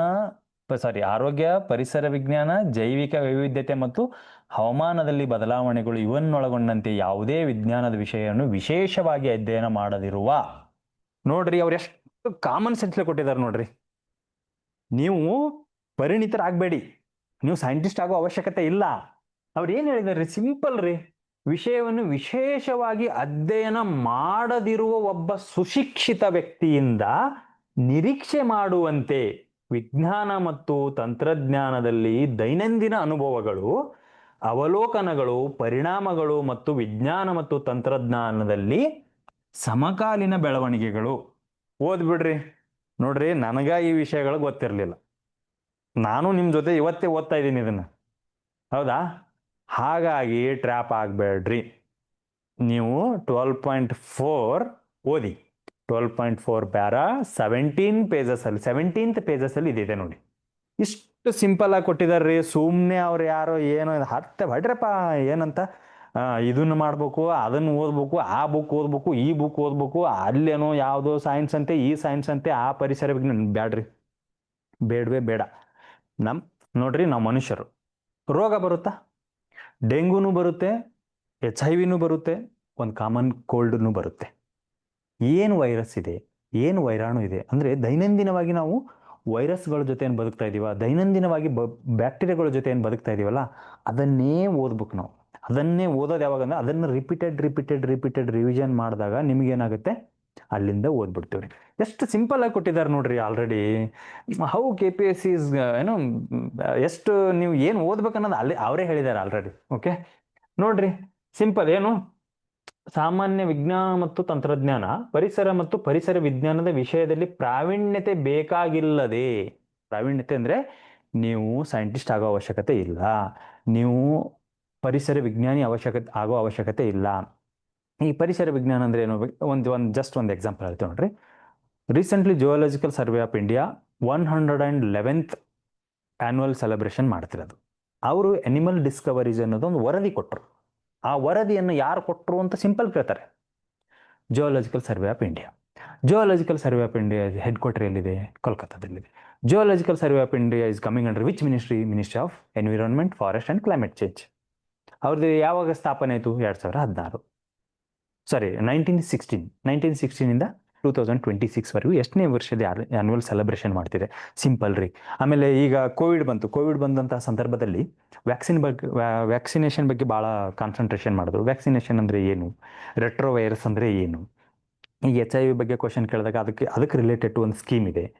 ಆ ಸ್ಕೀಮ್ ಯಾವುದು, ಆ ಸ್ಕೀಮಿಂದ ಏನು ಎಷ್ಟು ಅಮೌಂಟ್ ಕೊಡ್ತಾರೆ, ತದನಂತರ ಒಂದು ಆ್ಯಕ್ಟ್ ಮಾಡಿದ್ರು. ಆ ಆ್ಯಕ್ಟಲ್ಲಿ ಗೌಪ್ಯತೆಯನ್ನು ಕಾಪಾಡಬೇಕು under article 21, right to privacy. ಇದು ಇಂಥ ಸಿಂಪಲ್ ಅದಾವ್ರಿ. ನಾವು ಸುಮ್ಮನೆ ಅಲ್ಲಿಂದ ಓದ್ಬೇಕು ಸರ್, ಇಲ್ಲಿಂದ ಓದ್ಬೇಕು ಸರ್, ಎಲ್ಲಿಂದನೂ ಓದೋದಿಲ್ರಿ. ನೀವು ಎಷ್ಟು ಓದಿದ್ದೀರಾ ಅಷ್ಟೇ ಸಾಕು.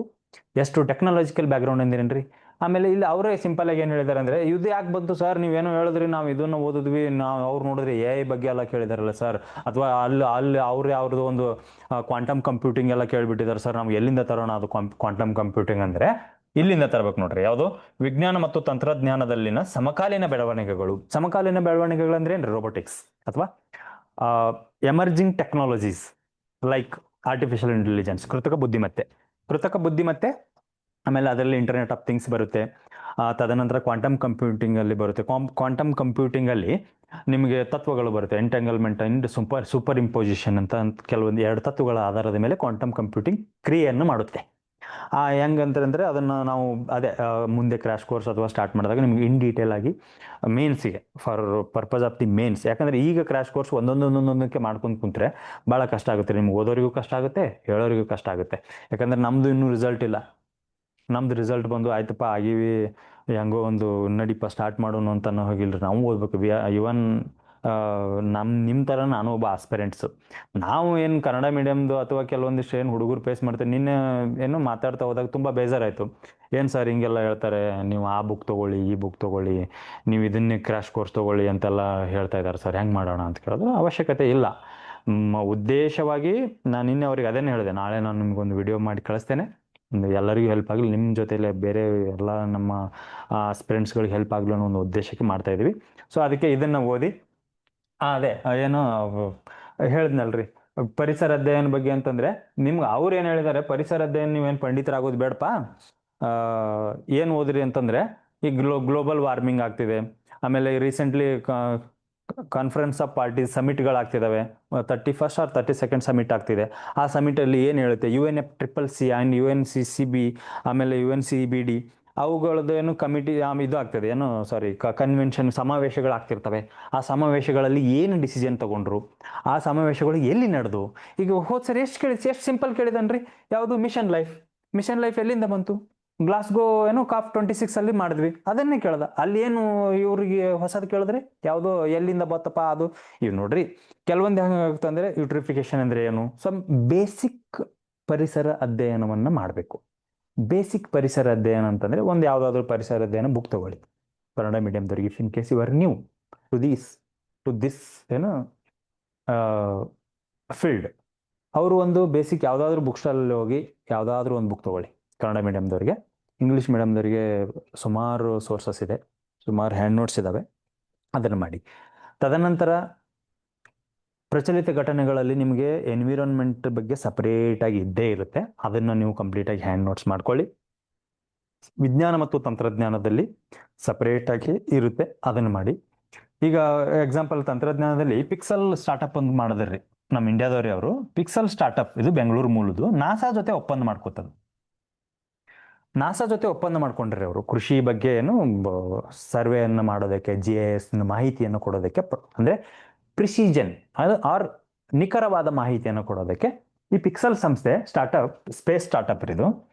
ಸ್ಪೇಸ್ ಸ್ಟಾರ್ಟಪ್ ಕಂಪ್ನಿ ಏನ್ ಮಾಡ್ತು, ನಾಸಾ ಜೊತೆ ಒಪ್ಪಂದ ಮಾಡ್ಕೋತು. ಫಸ್ಟ್ ಪ್ರೈವೇಟ್ ಸ್ಪೇಸ್ ಏನೋ ಕಂಪ್ನಿ ನಾಸಾ ಜೊತೆ ಒಪ್ಪಂದ ಮಾಡ್ಕೊಂಡಿದ್ದು ಭಾರತದಿಂದ. ಸೊ ಇಂಥವು ಗೊತ್ತಾಗುತ್ತೆ.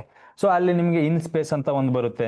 ಇನ್ ಸ್ಪೇಸ್ ಬಗ್ಗೆ ಏನಿದೆ, ಇದು ಇನ್ ಸ್ಪೇಸ್ ಅಂದ್ರೆ ಏನು, 2019ರಲ್ಲಿ ಬಂತು, ಏನಕ್ಕೆ ಬಂತು, ಇಂಥ ಮಾಹಿತಿಗಳನ್ನು ನೀವು ಕಲೆ ಹಾಕೋಬೇಕು. ಆಲ್ರೆಡಿ ಅದೇ ಹೇಳ್ತೀನಲ್ಲ, ಅದಕ್ಕೆ ನೀವು ಪ್ರಚಲಿತ ಘಟನೆಗಳಲ್ಲಿ ಸೈನ್ಸ್ ಅಂಡ್ ಟೆಕ್ನಾಲಜಿ ಮತ್ತೆ ನಿಮ್ ನೋಡ್ರಿ, ಪ್ರಚಲಿತ ಘಟನೆಗಳು ಓದಿದಾಗ ಸೈನ್ಸ್ ಅಂಡ್ ಟೆಕ್ನಾಲಜಿ ಕವರ್ ಆಗುತ್ತೆ, ಪರಿಸರ ಅಧ್ಯಯನ ಕವರ್ ಆಗುತ್ತೆ, economic survey and budget cover ಆದಾಗ ಕಂಪ್ಲೀಟ್ ನಿಮ್ಗೆ ಪೇಪರ್ 2 ಕವರ್ ಆಗುತ್ತೆ ನೋಡ್ರಿ. ಕಂಪ್ಲೀಟ್ ಮುಗೀತು. ಇದನ್ನ ಹೊರತುಪಡಿಸಿ ನೀವು ಜಾಸ್ತಿ ಓದೋ ಅವಶ್ಯಕತೆ ಇಲ್ಲ. ಅಲ್ಲಿ ನೀವು ಓದ್ಬೇಕು, ಯಾವುದು ಹಿಸ್ಟ್ರಿ ಓದಬೇಕು, ಪೊಲಿಟಿ ಓದಬೇಕು, ಎಕನಾಮಿ ಓದಬೇಕು. ಎಕನಾಮಿ ಬೇಸಿಕ್ ಎಕನಾಮಿ ಆಲ್ರೆಡಿ ಅವನು ಎಕನಾಮಿಕ್ ಸರ್ವೆಯಲ್ಲೇ ಕೊಟ್ಟಿದ್ದಾನೆ. ಇನ್ಫ್ಲೇಷನ್ ಅಂದ್ರೆ ಏನೋದು ಕೊಟ್ಟಿದ್ದಾನೆ. ಬಟ್ ಇನ್ಫ್ಲೇಷನ್ ಯಾವ್ದು ವಿಧಗಳಿದಾವೆ, ಒಂದು ತಳ್ಳುವಿಕೆ ವಿಧಾನ ಮತ್ತು ಇನ್ನೊಂದು ಆಕರ್ಷಕ, ಅಂದ್ರೆ cost push and demand full inflation, ಅವೆಲ್ಲ ಕೊಟ್ಟಿಲ್ಲ. ಜಸ್ಟ್ ಅದರಲ್ಲಿ ಏನು ಕೊಟ್ಟಿದ್ದಾನೆ ಅಂದ್ರೆ inflation, what is inflation, inflation ಯಾವ ಆಧಾರದ ಮೇಲೆ ನೀವು ಅಳತೆ ಮಾಡ್ತೀರಿ, ಒಂದು ಸಗಟು ಬೆಲೆ ಸೂಚ್ಯಂಕ ಮತ್ತು ಇನ್ನೊಂದು ಗ್ರಾಹಕ ಬೆಲೆ ಸೂಚ್ಯಂಕದ ಆಧಾರದ ಮೇಲೆ ನಾವು ಏನು ಹಣದುಬ್ಬರವನ್ನು ಅಳತೆಯನ್ನು ಮಾಡ್ತೇವೆ, ಅಷ್ಟೇ ಕೊಟ್ಟಿದ್ದಾನೆ. ಸೊ ಇಫ್ ಇನ್ ಕೇಸ್ ನಿಮ್ಮ ಲಕ್ಕಿಂದ ಇನ್ಫ್ಲೇಷನ್ ಬಗ್ಗೆ ಕೇಳ್ದ, ಇನ್ಫ್ಲೇಷನ್ ಯಾವ ಆಧಾರದ ಮೇಲೆ ಮಾಡ್ತೀರಿ ಅಂತ ಕೇಳಿದಾಗ ಸೊ ಅಲ್ಲಿ ಕವರ್ ಆಗುತ್ತೆ. ಇಫ್ ಇನ್ ಕೇಸ್ ಅವನು ಇನ್ಫ್ಲೇಷನ್ ಬಗ್ಗೆ ವಾಟ್ ಈಸ್ ಕೋರ್ ಇನ್ಫ್ಲೇಷನ್, ಆಮೇಲೆ what is headline inflation, what is ಕ್ಯೂಪ್ಲೇಷನ್, what is deflation, what is disinflation, ಇವುಗಳ ಬಗ್ಗೆ ಕೇಳಿದಾಗ ಏನಾಗುತ್ತೆ, ನಿಮಗೆ ಬೇಸಿಕ್ ಗೊತ್ತಿರಬೇಕಾಗುತ್ತೆ. ಅವುಗಳನ್ನ ತಿಳಿದುಕೊಳ್ಳಿ, ಬೇಸಿಕ್ ಎಕನಾಮಿಯನ್ನು ಓದಿ ಅಂಥವು. ಆಮೇಲೆ ಅದೇ polity, history, core subject polity, history, economy and ಯಾವುದ್ರಿ ನಮ್ಮ ಜಿಯೋಗ್ರಫಿ, ಇವು ಕೋರ್ ಸಬ್ಜೆಕ್ಟ್. ಇವುಗಳನ್ನು ನೀಟಾಗಿ ಬೇಸಿಕ್ನ ಅಂಡರ್ಸ್ಟ್ಯಾಂಡ್ ಮಾಡ್ಕೊಳ್ಳಿ. ಬೇಸಿಕ್ ಅಂಡರ್ಸ್ಟ್ಯಾಂಡ್ ಮಾಡ್ಕೊಂಡಾಗ ಮಾತ್ರ ನಿಮ್ಗೆ ಕರೆಂಟ್ ಅಫೇರ್ಸ್ ಅರ್ಥ ಆಗುತ್ತೆ. ಅಲ್ಲಿ ತನಕ ಅರ್ಥ ಆಗಲ್ಲ, ಅದು ಮಗ್ಗಪ್ ಮಾಡ್ಬೇಕಾಗುತ್ತೆ ಕರೆಂಟ್ ಅಫೇರ್ಸ್. ಅದೇ ಹೇಳಿದ್ನಲ್ಲ, ಈ ಪಿಕ್ಸೆಲ್ದು ಏನು ಹೇಳ್ತಾರೆ ಅಂದ್ರೆ ನಾಸಾ ಜೊತೆ ಒಪ್ಪಂದ ಮಾಡ್ಕೊಂಡ್ವಿ. ಅದು ಏನಕ್ಕಂದ್ರೆ GIS, ಜಿಯೋಗ್ರಫಿಕಲ್ ಇನ್ಫಾರ್ಮೇಶನ್ ಸಿಸ್ಟಮ್. ಏನ್ ಹಿಂಗಂದ್ರೆ ಇದನ್ನು ನೀವು ತಿಳ್ಕೊಳ್ಳಾರ್ದು ಹಿಂಗೆ ಓದು ಏನು ಅರ್ಥ ಆಗುತ್ತೆ ರೀ. GIS ಅಂದ್ರೆ ಏನು, ಅದಕ್ಕಾಗಿ ನೀಟಾಗಿ ಬೇಸಿಕ್ ಫಸ್ಟ್ ಪೇಪರ್ 1ನ ನೀಟಾಗಿ ಓದಿ. ಪೇಪರ್ 1ನಲ್ಲಿ ಇರ್ತಕ್ಕಂತಹ ಮಾಹಿತಿಯನ್ನು ಅಪ್ಲೈ ಮಾಡೋದೇ ಪೇಪರ್ 2. ಆಮೇಲೆ ಅದೇ ನೀವು ಬನ್ನಿರಿ, ನೀವು ಮೆಂಟರ್ಶಿಪ್ಗೆ ಇಲ್ಲಿ ಬನ್ನಿ, ನಿಮ್ಗೆ ಗೊತ್ತಾಗುತ್ತೆ. ಯು ವಿಲ್ ನೋ ವಾಟ್ ಏನು ಇಲ್ಲಿ ಟೆಸ್ಟ್ ಸೀರೀಸ್ ತೊಗೊಂಡಾಗ ನಾವು ನಿಮ್ಗೆ ಏನು ಮೆಂಟರ್ಶಿಪ್ ಮಾಡ್ತೀವಲ್ಲ ಗೊತ್ತಾಗುತ್ತೆ ಬಿಡಿ. ಅದಾದ ನಂತರ ಏನಿದೆಯಲ್ಲ ಸಾಮಾನ್ಯ ಮನೋ ಸಾಮರ್ಥ್ಯ, ನಾನೇನು ಜಾಸ್ತಿ ಹೇಳೋಕೆ ಹೋಗೋದಿಲ್ಲ, ಯಾಕಂದರೆ ಡಾಟಾ ಇಂಟರ್ಪ್ರಿಟೇಷನ್, ಅವೇನು general aptitude and quantitative reasoning ಅಂತ ಬರುತ್ತೆ, ಆ ರೀಸನಿಂಗು, ಆಮೇಲೆ ಡಿಸಿಷನ್ ಮೇಕಿಂಗ್ ಕ್ವಶನ್ಗಳು ಕೇಳ್ತಿರ್ತಾರೆ. ಅಂತ ಏನು ಮನೋ ಸಾಮರ್ಥ್ಯದ ಮೆಂಟಲ್ ಎಬಿಲಿಟಿ ನೀವು ಕ್ಲಾಸ್ನ ಆಲ್ರೆಡಿ. ಇದು ಹೆಂಗಿದೆ ಅಂದರೆ ಈ ಫೀಲ್ಡಲ್ಲಿ ಜಸ್ಟ್ ಎಂಟ್ರಿ ಏನು ನೋಟಿಫಿಕೇಶನ್ ಆಗಿದೆ ಅಂದ ತಕ್ಷಣ ಜಸ್ಟ್ ಎಂಟ್ರಿ ಯಾರು ಆಗಿರಲ್ಲ ಅನ್ಕೊಂತೇನೆ. ಆಲ್ರೆಡಿ ನೀವು ಕ್ಲಾಸಸ್ಗಳನ್ನ ಮಾಡಿರ್ತೀರ. ಸೊ ಬೇಸಿಕ್ನ ಸ್ವಲ್ಪ ಬೇಸಿಕ್ನ ಕವರ್ ಮಾಡಿರ್ತೀರ. ಸೊ ಹಾಗಾಗಿ ನೀವೇನು ಮಾಡಿ, ನೀಟಾಗಿ ಇದನ್ನು ಓದಿ.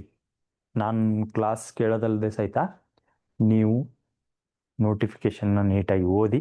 ಅದರಲ್ಲಿ ಏನು ನೋಡಿರಲ್ರಿ, ಎಷ್ಟು ಕಾಮನ್ ಸೆನ್ಸ್ಲೆ ಕ್ವಶನ್ಗಳು ಅವರೇ ಹೇಳಿದಾರೆ, ಇದು ಓದ್ರಪ್ಪ ಊರ್ದೆ ಉದ್ದಕ್ಕೆ ಎಲ್ಲನೂ ಓದ್ಬೇಡ್ರು ಮಾರಾಯ ಅಂತೇಳಿ. ಆದರೂ ನಮ್ಗೆ ಇಲ್ರಿ ಸರ್, ನಮಗೆ ಬೇಕು, ನಾವು ಪಾಂಡಿತ್ಯ ಮಾಡೋರದೀವಿ, ನಾವು ಊರಾಗ ಹೋಗಿ ಮತ್ತೆ ಹೇಳ್ಕೊಬೇಕಲ್ರಿ. ಏನು ಹಿಂಗಂದ್ರೆ ಏನ್ರಿ ಅಂತಂದಕ್ಷಣ ನಾವು ಏನ್ರಿ ಹಿಂಗಂದ್ರೆ ಇದು ಏನ್ರಿ ಇದು ಕೋವಿಡ್ ಹಿಂಗೆ ಬಂತಲ್ಲ, ಅವ್ರೇನು ಕೇಳ್ತಾರ್ರಿ, ಕೋವಿಡ್ ಹೆಂಗ್ರಿ ಹಿಂಗಾಯ್ತಲ್ಲ, ನಾವೇನು ಹೇಳಕ್ ಹೋಗ್ತೀವಿ, ಕೋವಿಡ್ನ ಅಲ್ಲಿಂದ ಬತ್ತು, ಹಿಂಗೆ ಬತ್ತು, ಹಂಗೆ ಬತ್ತು. ಅದೇನಿಲ್ರಿ.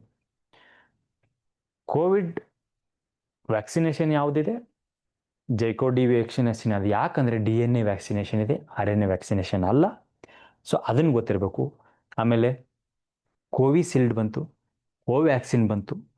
ಆ ಕೋವಿಶೀಲ್ಡ್ ಯಾವ ಕಂಪ್ನಿಗಳು ಮಾಡಿದು, ಏನೇನು ಮಾಡಿದ್ರು, ವೆದರ್ ಏನು ಲೈವ್ ಅಟ್ಯೂನೇಟೆಡ್ ಇದಾವ ಅಥವಾ ಲೈವ್ ಇಲ್ವಾ. ಆಮೇಲೆ ಈಗ ಎಕ್ಸಾಂಪಲ್ಲು ನ್ಯಾನೋ ಟೆಕ್ನಾಲಜಿ ಬರ್ತಿದೆ. ನ್ಯಾನೋ ಟೆಕ್ನಾಲಜಿಯಲ್ಲಿ ನ್ಯಾನೋ ಟ್ಯೂಬ್ಸ್ಗಳು ಬರ್ತವೆ, ಅಂದರೆ ಕಾರ್ಬನ್ ನ್ಯಾನೋ ಟ್ಯೂಬ್ ಅಂತ ಬರುತ್ತೆ. ಆ ಕಾರ್ಬನ್ ನ್ಯಾನೋ ಟ್ಯೂಬ್ ಬಯೋ ಇಂಪ್ಯಾಟಬಿಲಿಟಿ ಅಂದರೆ ನಮಗೆ ಜೈವಿಕವಾಗಿ ಸಮರ್ಪಕವಾಗಿದಾವ, ಅಂದರೆ ಜೈವಿಕವಾಗಿ ನಮ್ಮ ಜೊತೆ ಒಗ್ಗೂಡ್ತಾವ ಇಲ್ಲ ಅನ್ನೋದ್ರ ಬಗ್ಗೆ ಹೇಳುತ್ತೆ. ಕಾರ್ಬನ್ ನ್ಯಾನೋಟ್ಯೂಬ್ ಜೈವಿಕವಾಗಿ ಇರೋದಿಲ್ಲ. ಹಾಗಾಗಿ ಏನಾಗ್ತದೆ ಅಂದರೆ ಕಾರ್ಬನ್ ನ್ಯಾನೋಟ್ಯೂಬಿಂದ ಟಾರ್ಗೆಟೆಡ್ ಡ್ರಗ್ ಡೆಲಿವರಿ ಅಂತ ಬರುತ್ತೆ. ಆ ಟಾರ್ಗೆಟೆಡ್ ಡ್ರಗ್ ಡೆಲಿವರಿನ ನೀವು ಯಾವ ರೀತಿಯಾಗಿ ಕೊಡ್ತೀರಿ? ಈಗೆಲ್ಲ ವಿತೌಟ್ ಸರ್ಜರಿ ಅವ್ರು ಹೇಳ್ತಿರ್ತಾರೆ ನೋಡ್ರಿ, ನಿಮ್ಮ ಸರ್ಜರಿನ ನಾವು ಪೇನ್ಲೆಸ್ ಸರ್ಜರಿ, ಹೌದಾ? ಪೇನ್ಲೆಸ್ ಸರ್ಜರಿ ಹೆಂಗೆ ಅದು ಅಂದರೆ ಕಾರ್ಬನ್ ನ್ಯಾನೋ ಟೆಕ್ನಾಲಜಿ. ಅದರಿಂದ ಆಮೇಲೆ ಕ್ರಿಸ್ಪರ್ ಕ್ಯಾಸ್9 ಟೆಕ್ನಾಲಜಿ ಅಂತ ಟೂಲ್ ಅಂತ ಬರ್ತಿದೆ ಕ್ಯಾನ್ಸರ್ ಟ್ರೀಟ್ಮೆಂಟ್ ಸಲುವಾಗಿ. ಅದನ್ನು ಸಕ್ಸಸ್ಸು ಆಗಿದೆ. ರೀಸೆಂಟ್ಲಿ ಅದು ನ್ಯೂಸಲ್ಲೂ ಇದೆ. ಅಂಥ ನ್ಯೂಸ್ಗಳನ್ನು ನೀವು ಅವು ಓದಬೇಕು. ಆಮೇಲೆ ಜಿ ಎಮ್ ಕ್ರಾಪ್ಸ್, ಈಗ ಇದಕ್ಕಂತ ಬಂದಾಗ ಜಿ ಎಮ್ ಕ್ರಾಪ್ಸ್ ಯಾವ್ದಾವ್ದಿದ್ದಾವೆ? ಬಿ ಟಿ ಬಯೋಟೆಕ್ನಾಲಜಿ ಇದೆ, ಸಾರಿ ಬಿ ಟಿ ಕಾಟನ್ ಇದೆ. ಬಿ ಟಿ ಕಾಟನ್ ಇಲ್ದೇನೆ ಸಹಿತ ಬೇರೆ ಬೇರೆ ಯಾವುದೋ ನಮ್ಮದು ಯಾವುದ್ರಿ ಮಸ್ಟರ್ಡ್ DMH11 ಮಸ್ಟರ್ಡ್ ಇದೆ. ಯಾಕೆ ಈಗ ಆ ಮಸ್ಟರ್ಡ್ ಏನಕ್ಕೆ ನಾವು ಹೊರಗಡೆ ಬಿಡ್ತಾ ಇಲ್ಲ? ಎನ್ವಿರಾನ್ಮೆಂಟಲ್ ಪರ್ಪಸ್ ಅಷ್ಟೇ ಈಗ ಬಿಟ್ಟಿದ್ದೀವಿ, ಕನ್ಸಂಪ್ಷನ್ ಪರ್ಪಸ್ ಏನಕ್ಕೆ ಮಾಡ್ತಾ ಇಲ್ಲ? ಆಮೇಲೆ ಸಾಯಿಲ್ ಬ್ಯಾಕ್ಟೀರಿಯಾ ಯಾವ್ದು ಯೂಸ್ ಮಾಡಿದ್ದೀವಿ? ಬಾರ್ನೇಸ್, ಬಾರ್ ಸ್ಟಾರ್, ಕೆಲವೊಂದಿಷ್ಟು ಇದು ಇದ್ದಾವೆ, ಅವುಗಳನ್ನ ಯಾಕೆ ಯೂಸ್ ಮಾಡಿದ್ವಿ? ಆಮೇಲೆ ರೀಹೈಬ್ರಿಡೇಷನ್ ಟೆಕ್ನಾಲಜಿನ ಯೂಸ್ ಮಾಡಿದ್ವಿ. ಆಮೇಲೆ ಈ ಬಿ ಟಿ ಕಾಟನ್ ರಿಪೀಟೆಡ್ ಆಗಿ ನಾವು ಯಾಕೆ ಯೂಸ್ ಮಾಡೋದಿಲ್ಲ? ಸೊ ಇಂಥ ಕೆಲವೊಂದಿಷ್ಟು ವಿಷಯಗಳನ್ನು ನೀವು ಅರ್ಥ ಮಾಡ್ಕೋಬೇಕಾಗುತ್ತೆ ರೀ, ಹೌದಾ? ಅಲ್ಲಿ ಕೆಲವೊಂದಿಷ್ಟು ಜೀನ್ಗಳನ್ನ ಟರ್ಮಿನೇಟರ್ ಟೆಕ್ನಾಲಜಿ ಅಂತ ಯೂಸ್ ಮಾಡ್ತೀವಿ. ಟರ್ಮಿನೇಟರ್ ಜೀನ್ ಅಂದರೆ ನೀವು ಬಿ ಟಿ ಕಾಟನ್ನ ಬೆಳಿಬಹುದು. ಅವರು ಏನು ಹೇಳಿದ್ದಾರೆ, ಬಿ ಟಿ ಕಾಟನ್ನ ನೀವು ಬೆಳಿಬಹುದು ರಿಪೀಟೆಡ್ ಆಗಿ. ಯಾಕೆ ಬೆಳೆಯೋಕ್ಕಾಗಲ್ಲ ಅಂತಂದರೆ more than 50% of the yield ಕಡಿಮೆ ಆಗಿಬಿಡುತ್ತೆ ನೆಕ್ಸ್ಟ್ ಇದಕ್ಕೆ. ಜಸ್ಟ್ ಒಂದು ಇದನ್ನು ಹೇಳ್ತಾ ಇದ್ದೀನಿ ನಿಮಗೆ, ಔಟ್ ಆಫ್ ಬಾಕ್ಸ್ ಹೇಳ್ತಾ ಇದ್ದೀನಿ, ಜಸ್ಟ್ ನೆನಪಾತು ಹೇಳ್ತಾ ಇದ್ದೀನಿ. ಈ ಬಿ ಟಿ ಕಾಟನ್ ನೆಕ್ಸ್ಟ್ ನೀವು ಬೆಳೆಯೋಕ್ಕಾಗಲ್ಲ. ಯಾಕೆ? Why? Because of terminator gene. Terminator gene. ಈ ಟರ್ಮಿನೇಟರ್ ಜೀನ್ ಏನು ಮಾಡುತ್ತೆ? More than 50% of the yield ಕಡಿಮೆ ಮಾಡುತ್ತೆ. ಇಫ್ ಇನ್ ಕೇಸ್ ನೀವು 100 kg ಏನಾದರೂ ಬೆಳೆದಿದ್ರೆ ಅಂದರೆ ನೆಕ್ಸ್ಟ್ ನೀವು ಬಿತ್ತಿದಾಗ ಅಥವಾ ಬೆಳೆದಾಗ 40 kg ಬರ್ಬೋದು. ಅದಕ್ಕಾಗಿಯೇ ಬಿ ಟಿ ಕಾಟನ್ನ ನೀವು ರಿಪೀಟೆಡ್ ಆಗಿ ಯೂಸ್ ಮಾಡೋಕ್ಕಾಗಲ್ಲ. ಆಮೇಲೆ ರೀಸೆಂಟ್ಲಿ ಯೂರಿಯಾ ಕ್ರೈಸಿಸ್ ಆಗ್ತಿದೆ. ಅದೇ ನಿಮಗೆ ಏನಕ್ಕೆ ಹೇಳ್ತಾ ಇದ್ದೀನಿ ಅಂದರೆ ಇವೆಲ್ಲ ಬೇಸಿಕ್ ಕರೆಂಟ್ ಅಫೇರ್ಸ್. ಯೂರಿಯಾಕ್ಕೆ ನೀವು ಯಾವ ಥರ ಮಾಡೋ, ಗ್ರೀನ್ ಯೂರಿಯಾ ಅಂತ ಬರ್ತಿದೆ. ಗ್ರೀನ್ ಯೂರಿಯಾದಲ್ಲಿ ಏನು ಮೆಥಡ್ನ ಯೂಸ್ ಮಾಡ್ತಾ ಇದ್ದೀವಿ? ಹೈಡ್ರೋಲೈಸಿಸ್ ಮೆಥಡ್ನ ಯೂಸ್ ಮಾಡ್ತಾ ಇದ್ದೀವಿ. ಆಮೇಲೆ ಅಂದರೆ ಆ ಮೆಥಡ್ನ ಯಾಕೆ ಯೂಸ್ ಮಾಡ್ತಾ ಇದ್ದೀವಿ? ಗ್ರೀನ್ ಯೂರಿಯಾ ಏನು? Green urea is it green colour? No, it's urea ಯಾವಾಗ್ಲೂ ವೈಟೇ ಇದೆ ರೀ. ಅದು ಸಕ್ಕರೆ ಥರನೇ ಇದೆ, ಮತ್ತಿಂದಿಗಿಂದಿರಿ ಅದು. ಆಮೇಲೆ ಏನಂತಂದರೆ ನ್ಯಾನೋ DAP, ನ್ಯಾನೋ ಫರ್ಟಿಲೈಸರ್ಸ್ಗಳು ಬರ್ತಿದೆ. ಇದು ಎಮರ್ಜಿಂಗ್ ಟೆಕ್ನಾಲಜೀಸ್ ಎಲ್ಲಿದೆ? ಸೈನ್ಸ್ ಆ್ಯಂಡ್ ಟೆಕ್ನಾಲಜಿಯಲ್ಲಿ ಕೊಟ್ಟಿದ್ದಾನೆ. ಸೊ ನಾನು ನಿಮ್ಗೆ ಏನಕ್ಕೆ ಹೇಳ್ತಾ ಇದ್ದೇನೆ ಅಂದರೆ ಎಮರ್ಜಿಂಗ್ ಟೆಕ್ನಾಲಜೀಸ್ ಏನು ಬರ್ತಿದೆ. ಎಮರ್ಜಿಂಗ್ ಅಂದರೆ ಬರೀ ಆರ್ಟಿಫಿಷಿಯಲ್ ಇಂಟೆಲಿಜೆನ್ಸಿ ಬಗ್ಗೆ ಮಾತ್ರ ಗಮನ ಹರಿಸೋದಲ್ಲ.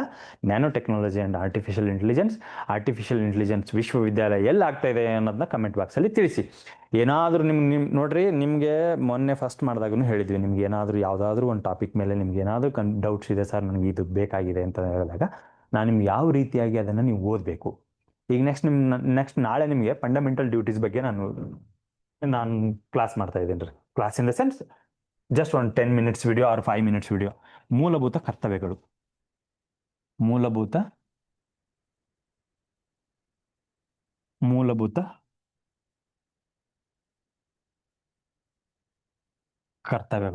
ಇವು ಎಲ್ಲಿಂದ ಬಂತು, ಹೆಂಗೆ ಬಂತು, ಇದೆಲ್ಲ ನೀಟಾಗಿ ನಾಳೆ ನೋಡೋಣ. ನಾಳೆ ಮೂಲಭೂತ ಕರ್ತವ್ಯಗಳ ಬಗ್ಗೆ ಸುಮ್ಮನೆ ಜಸ್ಟ್ ಒಂದು ಕ್ರಿಸ್ಪ್ ಆಗಿ ಹೇಳೋಕ್ ಥರ ಅಟ್ಲೀಸ್ಟ್ ನಮಗೂ ಒಂದು ರಿಪ್ರೆಸ್ಮೆಂಟ್ ಇರುತ್ತೆ. ಆಮೇಲೆ ನಿಮಗೂ ಒಂದು ಇನ್ಫಾರ್ಮೇಷನ್ ಗೊತ್ತಾಗುತ್ತೆ. ನೋಡ್ರಿ, ನಾವು 1 ಪೇಜಸ್ಸು ಅರ್ಧ ಪೇಜಸ್ಸು ಅಲ್ಲೇ ನಿಮ್ಗೆ ಡೀಟೇಲ್ದಾಗಿ ಇದನ್ನು ಹೇಳ್ತೀವಿ ಅದನ್ನು ಹೇಳ್ತೀವಿ, ಅದು ಬ್ಯಾಡ್ರಿ. ಆ 1 ಪೇಜಸ್ ಅರ್ಧ ಪೇಜಸ್ ಎಲ್ಲ ಹ್ಯುಮ್ಯಾನಿಟಿಕ್ಸಲ್ಲಿ ವರ್ಕ್ ಆಗಲ್ರಿ ಅವು. ಹೆಂಗಂದ್ರೆ ಈಗ ಸಡನ್ನಾಗಿ ಫಂಡಮೆಂಟಲ್ ಡ್ಯೂಟೀಸ್ನು ಹೋದ್ ಸರಿ ನಿಮ್ಗೆ ಕೇಳಿದ್ದ ಫಂಡಮೆಂಟಲ್ ಡ್ಯೂಟೀಸ್ ಯಾವಾಗ ಆಗಸ್ಟಲ್ಲಿ ಎಕ್ಸಾಮ್ ಆಯ್ತಲ್ಲ ಆವಾಗ ಕೇಳಿದ್ದ. ಫಂಡಮೆಂಟಲ್ ಡ್ಯೂಟೀಸ್ ಬಗ್ಗೆ ಒಂದು ಕ್ವಶನ್ ಇತ್ತು. ಸೊ ಅದು ಅಲ್ಲಿ ಹೆಂಗೆ ಟ್ರ್ಯಾಪ್ ಮಾಡಿದ್ದ ಅನ್ನೋದನ್ನು ನಾನು ಬೇಕಾದ್ರೆ ಅದನ್ನು ನಾಳೆ ಅದೊಂದು ಕ್ವಶನ್ ಹಾಕ್ತೇನೆ ರೀ. ಆ ಕ್ವಶನ್ ಹಾಕ್ಬಿಟ್ಟು ಮೂಲಭೂತ ಕರ್ತವ್ಯಗಳ ಬಗ್ಗೆ ನಾಳೆ ತಿಳ್ಕೊಳ್ಳೋಣ. ಆಮೇಲೆ ಮೂಲಭೂತ ಕರ್ತವ್ಯಗಳು ಯಾವ ರೀತಿಯಾಗಿ ನಾವು ನೆನಪಿಟ್ಕೋಬೇಕು ಅನ್ನೋದನ್ನ ಒಂದು ಟ್ರಿಕ್ಸ್ನು ಹೇಳ್ತೇನೆ. ಯಾವ ರೀತಿಯಾಗಿ ನಿಮಗೆ ಸಸ್ಟೈನಬಲ್ ಡೆವಲಪ್ಮೆಂಟ್ ಗೋಲ್ ಬಗ್ಗೆ ಹೇಳಿದ್ವಲ್ಲ ಅದನ್ನು ನೋಡಿ. ಏನಾದರೂ ಕನ್ಫ್ಯೂಷನ್ ಇದ್ರದ್ದು ಮಾಡಿ ಸಬ್ಸ್ಕ್ರೈಬ್ ಮಾಡಿರಿ, ಆಮೇಲೆ ಲೈಕ್ ಮಾಡಿ. ಇಫ್ ಇನ್ ಕೇಸ್ ನಿಮ್ಗೆ ಲೈಕ್ ಆಗಿದ್ರೆ ಡಿಸ್ಲೈಕ್ ಆಪ್ಷನ್ ಇದೆ, ಡಿಸ್ಲೈಕು ಮಾಡಿ. ಓಕೆ, ಯಾಕೆಂದರೆ ನಮ್ಗೆ ತಿದ್ಕೊಳ್ಳೋಕೆ ಅನುಕೂಲ ಆಗ್ತದೆ ರೀ. ನಾನು ಸುಮ್ಮನೆ ಮಾತಾಡಿರ್ಬೋದು, ಬಟ್ ನಿನ್ನೆ ಕೇಳಿದಾಗ ಬೇಜಾರಾಗಿ ಈ ವಿಡಿಯೋ ಮಾಡಿರೋದ್ರ ಉದ್ದೇಶನೇ ಬೇಜಾರಾಯಿತು. ಯಾಕಂದರೆ ಸುಮ್ಮನೆ ಗೊತ್ತಿರಲ್ರಿ, ಈ ಫೀಲ್ಡಿಗೆ ಹೊಸಬ್ರು ಇರ್ತೀರಾ, ಬಂದ್ಬಿಟ್ಟು ಬರ್ರೋ ಇದನ್ನು ತೊಗೊಳ್ರ ಅದನ್ನು ತೊಗೊಳ್ರ ಅಲ್ಲ, ಇದನ್ನೇ ಓದಿ. ಅದಕ್ಕಾಗಿ ನಿಮ್ಗೆ ನನಗೇನು ಹೊಸ ತಂದಿಲ್ರಿ, ನಿಮಗೆ ಇರೋದನ್ನ ಅಷ್ಟೇ ಬಳಕೊಂಡು ಬಂದಿದ್ದೀನಿ ರೀ. ಇರೋದನ್ನ ಅಲ್ಲಿ ಇತ್ತು ಇಲ್ಲಿ ತಂದೆ. ಅಷ್ಟೇ.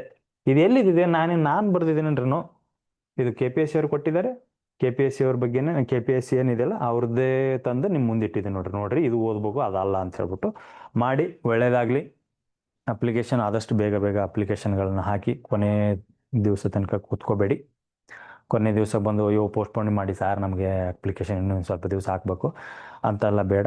ನೀವು ಬೇಗ ಆದಷ್ಟು ಬೇಗ ಅಪ್ಲಿಕೇಶನ್ನ ಫಿಲಪ್ ಮಾಡಿ ಓದಕ್ಕೆ ಸ್ಟಾರ್ಟ್ ಮಾಡಿರಿ. ಅದಕ್ಕೆ ಮತ್ತೆ ಅದು ಹಾಕಿಲ್ಲ ಅನ್ನೋದು ಯೋಚನೆಯಲ್ಲಿ ಕೂತ್ಕೊಳ್ಳಂಗಿದೆ ಅಂತೀನಿ, ಮತ್ತು ಅದು ಬೇಡ.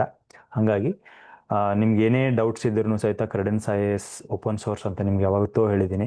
ಆಲ್ರೆಡಿ ಒಂದು 3 4 5 ಮೆಂಬರ್ಸ್ಗಳು ಮೊನ್ನೆ ಅದು ಬಂದಿದ್ದರು ಎನ್ಕ್ವೈರಿಗೆ, ನಿನ್ನೆ ಬಂದಿದ್ದರು. ಅವ್ರ ಜೊತೆ ಮಾತಾಡಿ ಹೇಳಿದ್ವಿ ಇದನ್ನು ಮಾಡಿ ಇದನ್ನು ಮಾಡಿ ಅಂತ ಹೇಳ್ಬಿಟ್ಟು. ನಿಮ್ಗೆ ಯಾವಾಗ ಇದು ಆಗುತ್ತೆ, ಇನ್ ಟೈಮ್ ಪರ್ಮಿಟ್ಸ್ 10 to 8 ಇಲ್ಲೇ ಇರ್ತೇವೆ, ಬನ್ನಿ.